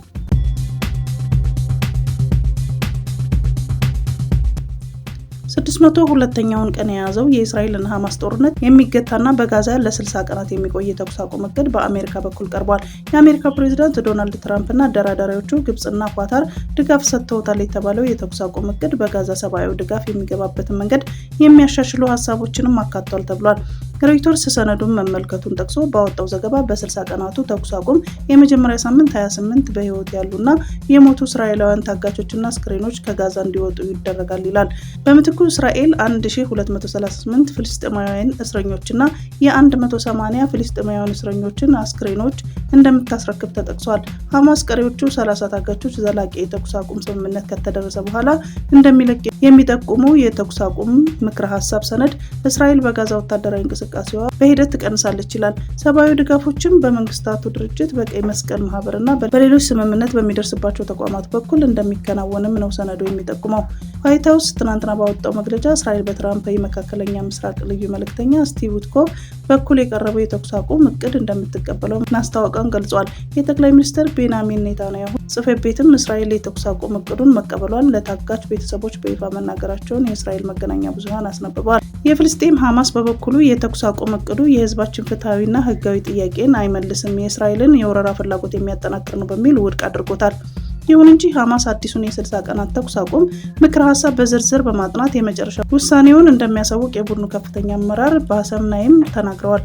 እስራኤል የፍልስጤም ቡድን ሙሉ በሙሉ ትጥቅ ካልፈታ ከጋዛ አልወጣም የሚል አቋሟን ማጠናከሯ አሁንም ሁለቱንም ኃይላት ስምምነት እንዳይደርሱ እንቅፋት ሊሆን እንደሚችል ተገምቷል። በኢትዮጵያ ደብረ ዘይት አካባቢ እንዲሁም በኢንዶኔዥያ ከተከሰከሱት አውሮፕላኖች ጋር ተያይዞ በቦይንግ ላይ የተከፈተው ክስ እንዲቋረጥ ጠየቀ። የፍትህ መስሪያ ቤት በኢትዮጵያና ኢንዶኔዥያ ለ346 ሞት ምክንያት ከሆነው የቦይንግ ማክስ 8 አውሮፕላን መከስከስ ጋር ተያይዞ በግዙፉ የአሜሪካ ኩባንያ ላይ የቀረበውን የመጭበርበር ወንጀል ክስ መጠየቁን ስፑትኒክ ዘግቧል። የአውሮፕላኑ አምራቾች የፌዴራል አቪዬሽን ባለስልጣን የሚያካሄዱትን ምርመራ በማደናቀፍ ከቀረበበት ክስ ለማምለጥ በአጠቃላይ ከ1.1 ቢሊዮን ዶላር በላይ ለመክፈል መስማማቱን ተገልጿል።